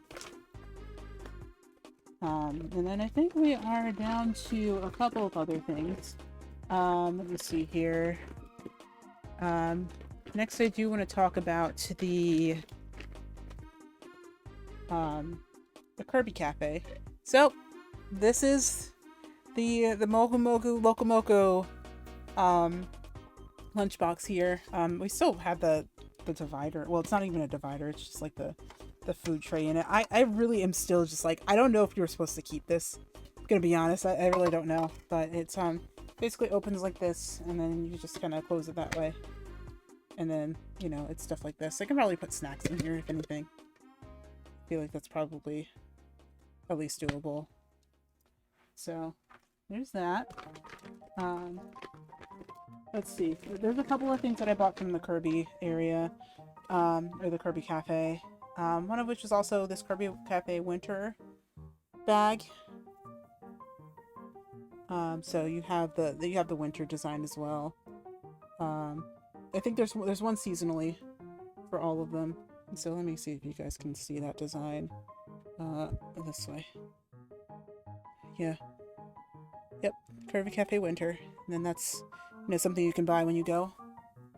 Oh, come back. Thank you. And let me see here. A couple of different Kirby things that I bought.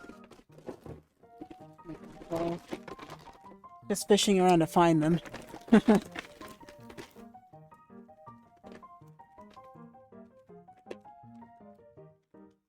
Oh, okay. So there was also like a couple of different cafe designs. There was also a blind box that I just kind of opened because I wasn't really thinking about content at the moment. But it's a Waddle Dee with a little cheese. It's very cute. Has a little cheesy. It's very cute. So, yep, Waddle Dee with cheese. And a couple of other keychains. There's a couple of other keychains. I just gotta reach around to find them. Oh. I mean, hopefully they're not gonna be like stuck in things, which is entirely possible. Oh, wait, I found the luggage tag. I found the luggage tag from Universal. This doesn't have my address, and I took it out. So we're all good. So this is the luggage tag from the Who's Cap, from the Who's Cap collection. So you can see it's a Mario luggage tag, and then like it has a space. I took my thing out of here. But it says it's mine. It's mine. And so, like, there's a little thing. There's like 2 flaps in here that you can open it and slide in the card for your luggage tag, and then that'll all, you know, go into Mario's cap, and it'll just be on your luggage. It's actually pretty sturdy, you know, like, because like my other one kind of actually broke apart, so this will actually last me a little bit longer, so I feel like that's actually going to be a good thing to have.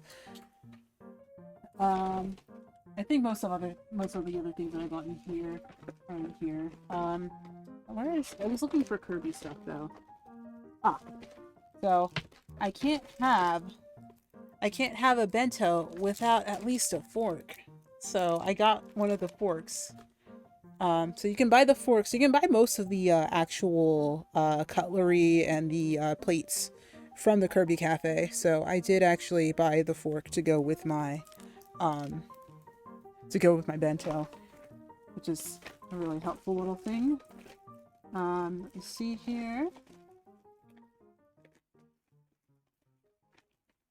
That's not it. Aha. So this is not what I was looking for, but it is still from the Kirby Cafe.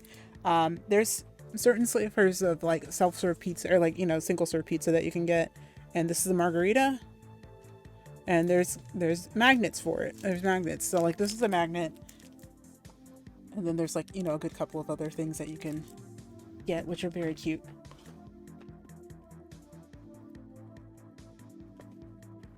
Let's see here.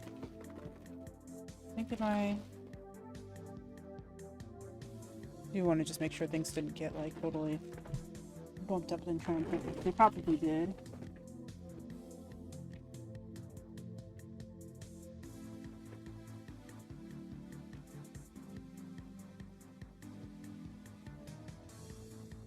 I'm looking for it.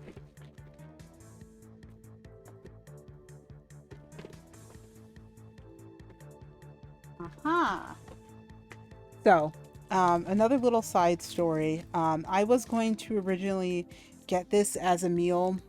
This is a meal that you can actually get. The Kirby Cafe does have like merch of the actual meals that you can get, which is very adorable, but I decided against this one because he was so cute and I didn't want to disturb him sleeping. But there's a Waddle Dee omurice. He looked very delicious, but he also looked adorable, and I felt awful wanting to eat him. So I got him in keychain form, and I feel less bad now. I feel awful. I would feel awful if I ate him. So that was that. So that was a quick aside. That was all the Kirby merch. Let me see what else I can get here. Let's go with Nintendo Tokyo. I feel like Nintendo Tokyo would be a good thing to end off on. So, I can now say with confidence that I have a Splatoon t-shirt. Lovely. So I have... So this one, like, I can see I don't really want to... Maybe you know what? Might as well, right? So it has both, like... I think it's like Squid or Octo is like the design theme. So it has the Octos on this side and the Squids on that side, I think. Are they? Yeah. Yeah. So yeah, the Squids on the side and the Octos on the side. And then it also has a little bit of thing on the back too. This is a really nice quality t-shirt now that I'm grabbing it. And this is only available at the Nintendo store. So if you do want to go, I would definitely, you know, if you're interested in like any of the exclusive merch that they have there, definitely do that. And it's New Balance. It is New Balance too. There you go. Yeah, so yeah, actually a lot of the Splatoon merch is actually a collaboration with New Balance. There are a couple of other like actual like in-game gear shirts that you can also get. I decided against getting them because I just didn't really like the ones that they were offering at the time, but they might change. And I'd be interested if they do change.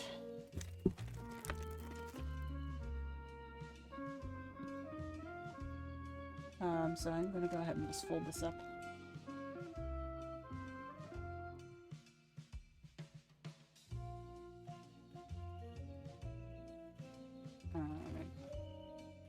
Put that away before I continue on here.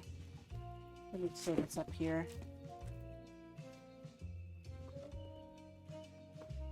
I'm also going to go for the Uniqlo collab also for Splatoon, hopefully.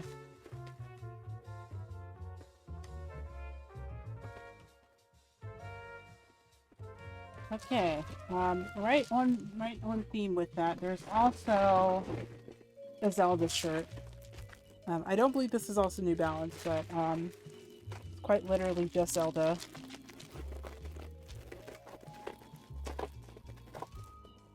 Okay. I'm just gonna make this a little bit, try to muffle the sound a little bit, but...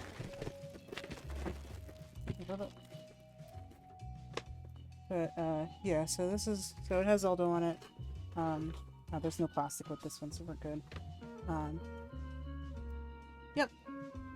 But it does look to be Twilight Princess Zelda, so I don't know how long this one has actually been available. It's probably been available for a while, but it has a Triforce symbol inside there. Oh, the Triforce class. I'm sorry, I'm just trying to drop all my stuff over it. There we go. There we go. Has a Triforce crest on it. It's great. Yeah. Put this away.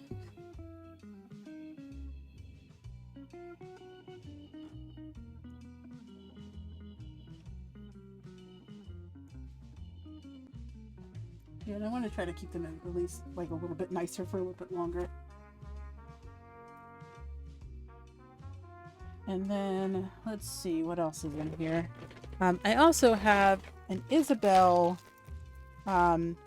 headband for, like, you know, when you're washing your face or when you're doing your skincare.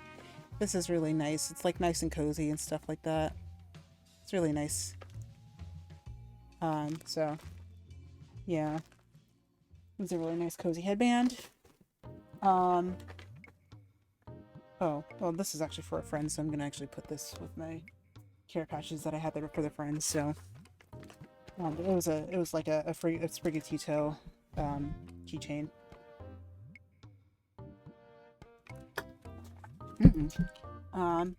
So I got some more keychains. I got this this rupee reflector. It is actually like reflective if I move up and down like that.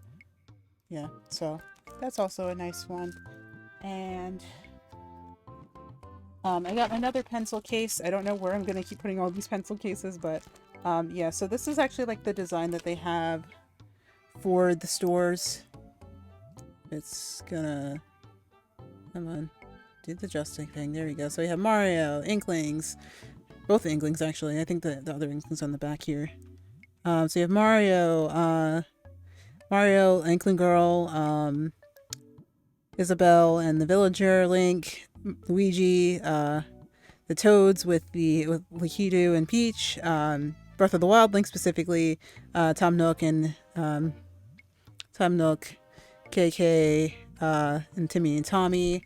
Then on the back here, I'm gonna just try to adjust the thing around so that you guys can see the other characters here.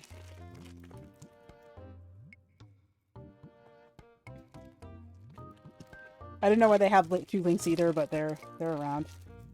Then we have what's it called? We have Bullet Bill, Bowser Jr., Pikmin, Zelda. Then we have the Inkling Boy from 2. Ganondorf. Wait, is there something in front of Ganondorf? Oh no, it's just a. We have a Koopa Troopa in the Mario Kart, and Yoshi, and then one more Inkling just jumping up and out of everything. No Octolings though, unfortunately. Be a little bit, what's it called for my kind, but that's fine, I guess. Okay, we're becoming more relevant slowly.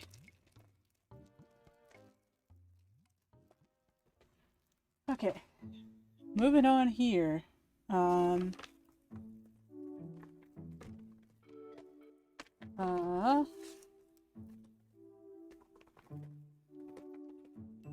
should be a few more things from the Nintendo store, right? I feel like there was one more thing that I got from the Nintendo store.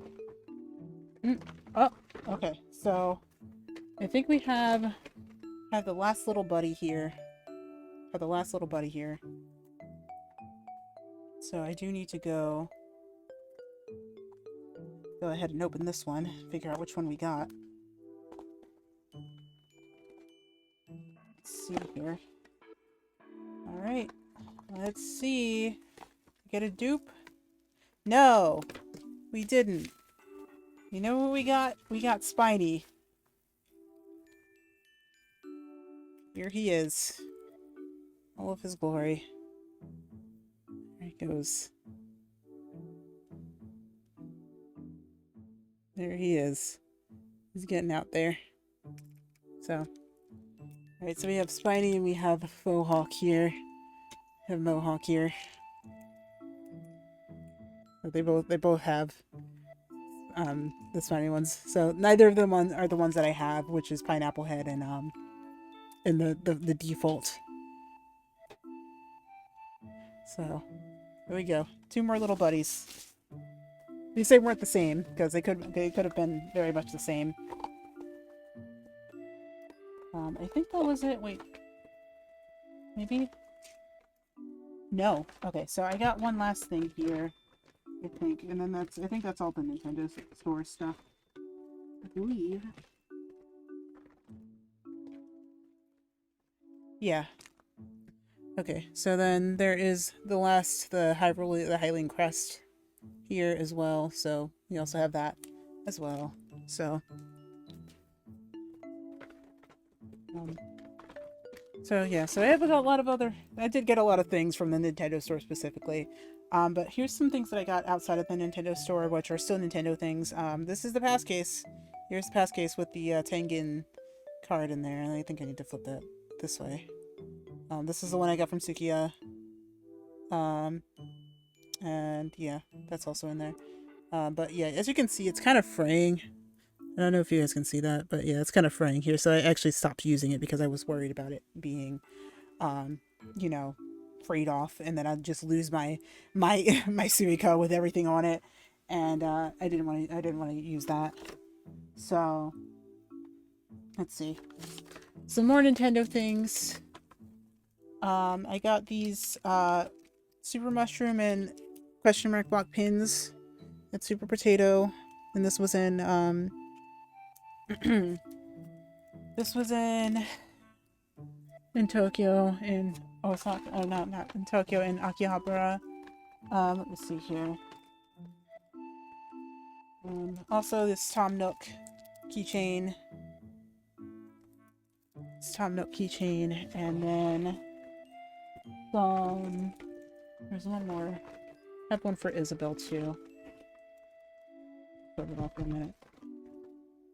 Put that off for a minute too. Isabelle. And Isabelle is here as well.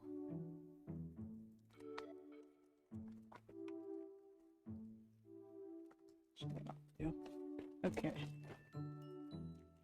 And this KK keychain as well.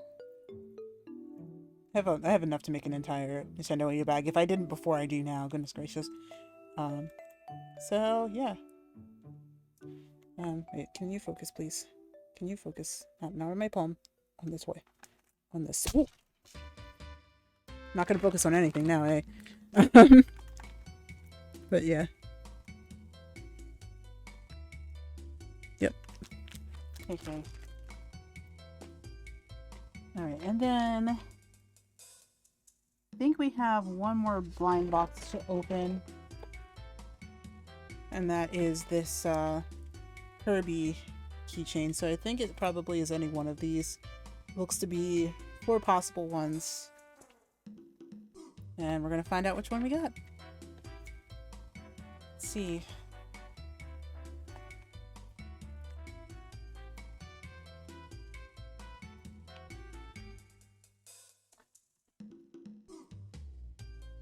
Okay. Oh. What do we get? Ah.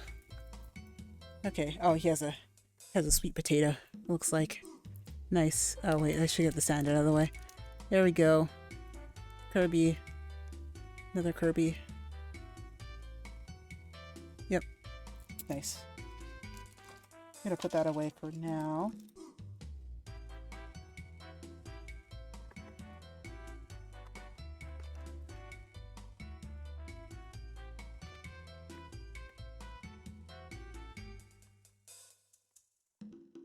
Alright.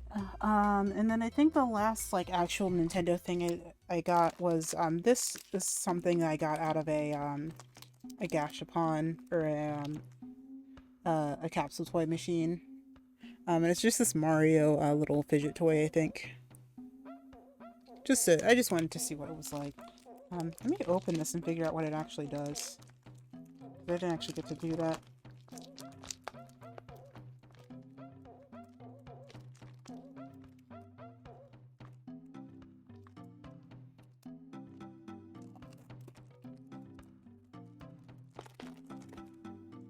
Okay, so I think it's yeah, I think it's supposed to be like a...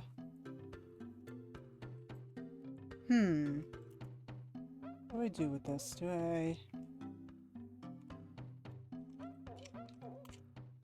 don't actually know how to do that. I think I have the thing in here.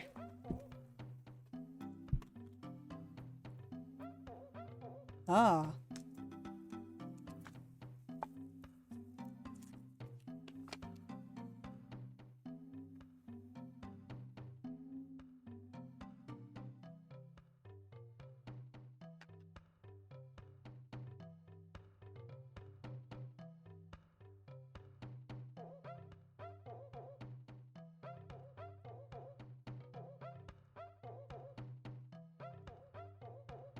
I don't actually know what I'm supposed to do with this, I think. Oh! Oh. I found out what I was supposed to do with this. Okay. Alright. We got it. Oh my. Okay, so wait. So there's two pieces. We disconnect the two pieces. Then we put the one piece here. Right? And we put this piece here. Right? Yeah.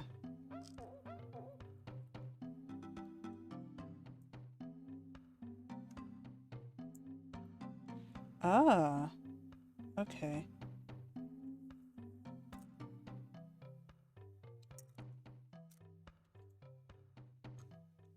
So then we,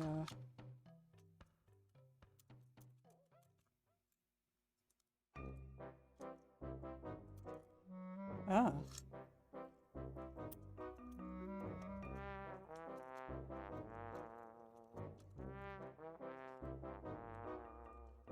Strange.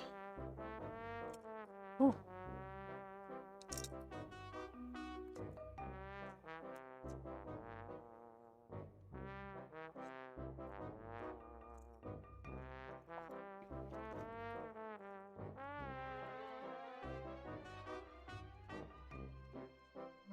Okay, so I'm not entirely sure what this is supposed to be, but I essentially, there's 3 coins in here, there's 3 red coins in here, and then, like, you're supposed to be able to, connect multiple of these together.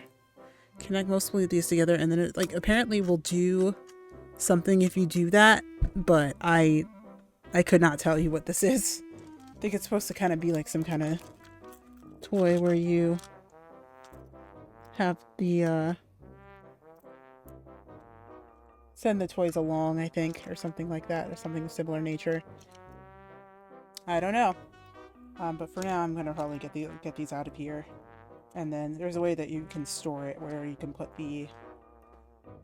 Supposedly, if I get the things out, there we go. But essentially, like, these end parts come out, and then you can store them together like this. Then you put the 3 coins in there, like that. Oh, okay, I'll get that. And then you just kind of put the coins in there like that, and then you could store it. But not really showing that off great. But and then right here, there's a divot in the back that you can put them in, and then just go like that, and then they're stored in there. So it's a nice little trinket. Don't know what it's for though, but it's okay. Ugh, all the stuff at my feet. Goodness gracious. Alright. So we're getting down to the last couple of things. I got one little Symphogear thing, the Miku little string here. That's just kind of a little funny little thing here. I don't know. I just decided to. I don't have enough Miku in my my my my my Symphogear bag. It's getting to the end. We're getting to the end. It's okay. Pushing through. And then another little random trinket I got was this honey toast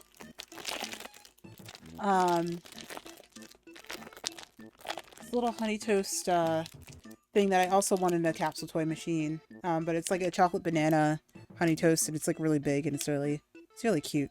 I feel like it's just like kind of like a little thing. I might give this away though. It's squishy. It is squishy. It does squish. But it's like, you know, the mock food thing that Japan is so famous for. And then finally, this was also like another utility thing, but I got an ear holder for when I go to Disney. Whenever that is going to be, it's not determined. So yeah.